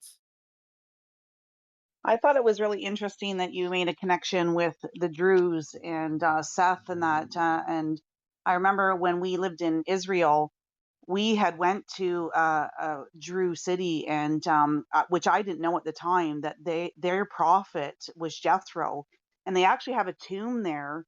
I don't know if anybody's ever had an opportunity to go visit it. And they have a Jethro's, they say it's Jethro's tomb in southwest of Arbel, which is in southwest of Galilee.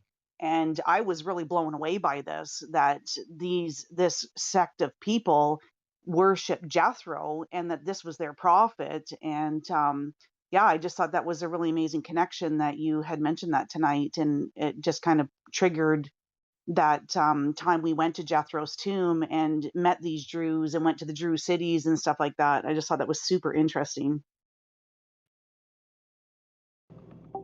I thought that was a really interesting connection too.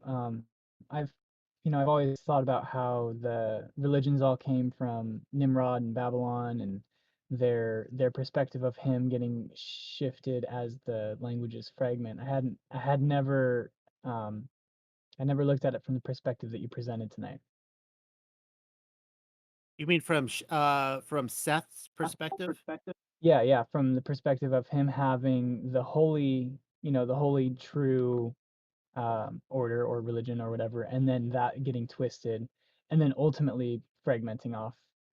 Yeah, and obviously there were multiple times in history. Like obviously Nimrod was one, and then the Watchers incursion was another big one, right? And I will point this out again probably next week, guys. This is huge. It took me a long time to appreciate this, when Yahuwah criticizes the Watchers, and he says, "You gave them the mysteries of heaven, but they were worthless mysteries." All right, they were worthless ones. He's not saying that they were false mysteries. The Watchers gave real mysteries of heaven. But why were they worthless? Because they didn't teach Torah. It's the same thing that happens in Psalms, is it 82 or Psalm 81, with the Elohim, that they are not teaching the truth of his Torah, and they will be judged as a result. But so you get this corruption, and all the Watchers bring this corruption to all these different world religions, that don't have Yahuwah's instructions in righteousness, but they have a very perverted view of true mysteries in a lot of ways. And again, I always have to be careful of that, because I am not instructing anyone to go to the New Age faith, or to the Druids, or to the, whatever, none of the others. But I think you guys know what I mean by that. No, when you were talking about the possibilities of what happened with the seed line, who fathered who, in the story of Adam and Eve and Cain and Abel, were they twins, and all of this took me back into actually a couple of weeks ago when you were in chapter 1 of the Targum, and we talked about the creation of six-day man and woman. And I note also that throughout the whole rendering of chapter 1, Yahuwah is referenced only as Elohim in that. And it's only in chapter 2 that after Adam is formed and taken into the garden that we see the name of Yahuwah is revealed in that. And that indicated to me that Adam in the garden was made to be a priest to the creation of six-day men and women who were to populate the earth. He was to be the Melchizedek priest to them, and invite them to come and know their creator by the name of Yahuwah. And of course, that didn't take place. Satan, I believe, got to the creation of six-day man and woman, corrupted one of them. Satan was also a priest in his own right, but he was a false dark priest, and he corrupted one of them. And Adam, not guarding the garden, possibly allowed this one man coming to the tree, which is knowledge of good and evil, which is a picture of the lineage of Satan. And this one, probably, in my thinking, may have had sexual relationships with Eve. And then she turns and she gives also to Adam of this fruit. That's kind of what I get from what you put together tonight with this and what we talked about in the last couple of weeks. Okay, good. Now, um, obviously, as I said before, that, and it doesn't matter what I believe, guys, right? You guys know that it doesn't matter. I'm just a guy here behind the microphone giving my opinion. I do think that the 6-day man I agree with your position. Like, that's my current belief. It's not like a gospel truth. Like, if it was just Adam and Eve and nobody else, I'm cool with that too. But I do think that there were many men and women that were created. And that obviously, like, how can he be a priest over humanity, right? If there's no humanity. Uh, the only thing that I really think about is that I see Adam in a role obviously very similar to Yahusha's role. And so Yahusha is our high priest. He is performing priestly duties, the Melchizedek duties in heaven. And as Adam would have been a Melchizedek. And the so how do I say this? Um, like, if you were to talk to almost anybody in humanity today, they would go, Jesus. Well, where is he? Right? Like he's actually our high priest. He's performing duties for us, but we never see it. And I sometimes wonder that Adam and Eve, as performing those duties, that humanity on the earth, they never would have seen them. They may have not even known that they existed. If that makes any sense, they would have just been doing their duties in the heavenly realm. And I guess we can all debate whether the Garden of Eden was on the earth physically at that time or if it was up in heaven. I guess that's a discussion we need to have. But no, that was all excellent. Very good. That was I agree. So in verse 7 and verse 8, always catches my eye when there's a lot more than the other translations. So verse 7, it was interesting to me that he said he added in this little phrase where he says, "And into thy hand have I delivered power over evil passion." So it wasn't only that he like warned in this Palestinian version, it wasn't only that he warned him not to sin, warned Cain not to sin, but he told him he gave him the power over the evil passion. So he gave him all he needed in order to do what was right, and he still did it. And then in verse 8, part of the some more things that are in this translation that aren't in others is the where's it at? Where he says where Cain is answering Abel, and he basically says, "There's no judgment. There'll be no vengeance taken of the wicked, nor will there be good reward given to the righteous." And that just seems like he's believing the same lie that Adam and Eve, or that that Satan tried to tell to Adam and Eve in the garden, where he's like, "You shall surely not die." It's basically the same thing that Cain is believing here. There shall surely be no vengeance taken on the wicked.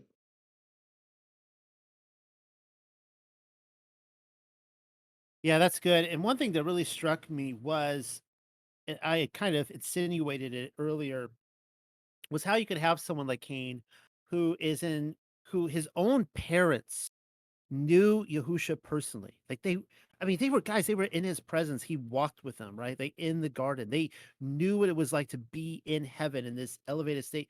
And for Cain to be so far gone that his eyes are completely darkened and he's like, nope, it's all lies. My parents, they lied about everything. There is no heaven. There's no creator. There's no judge. There's no justice. There's no inheritance. There's no world to come.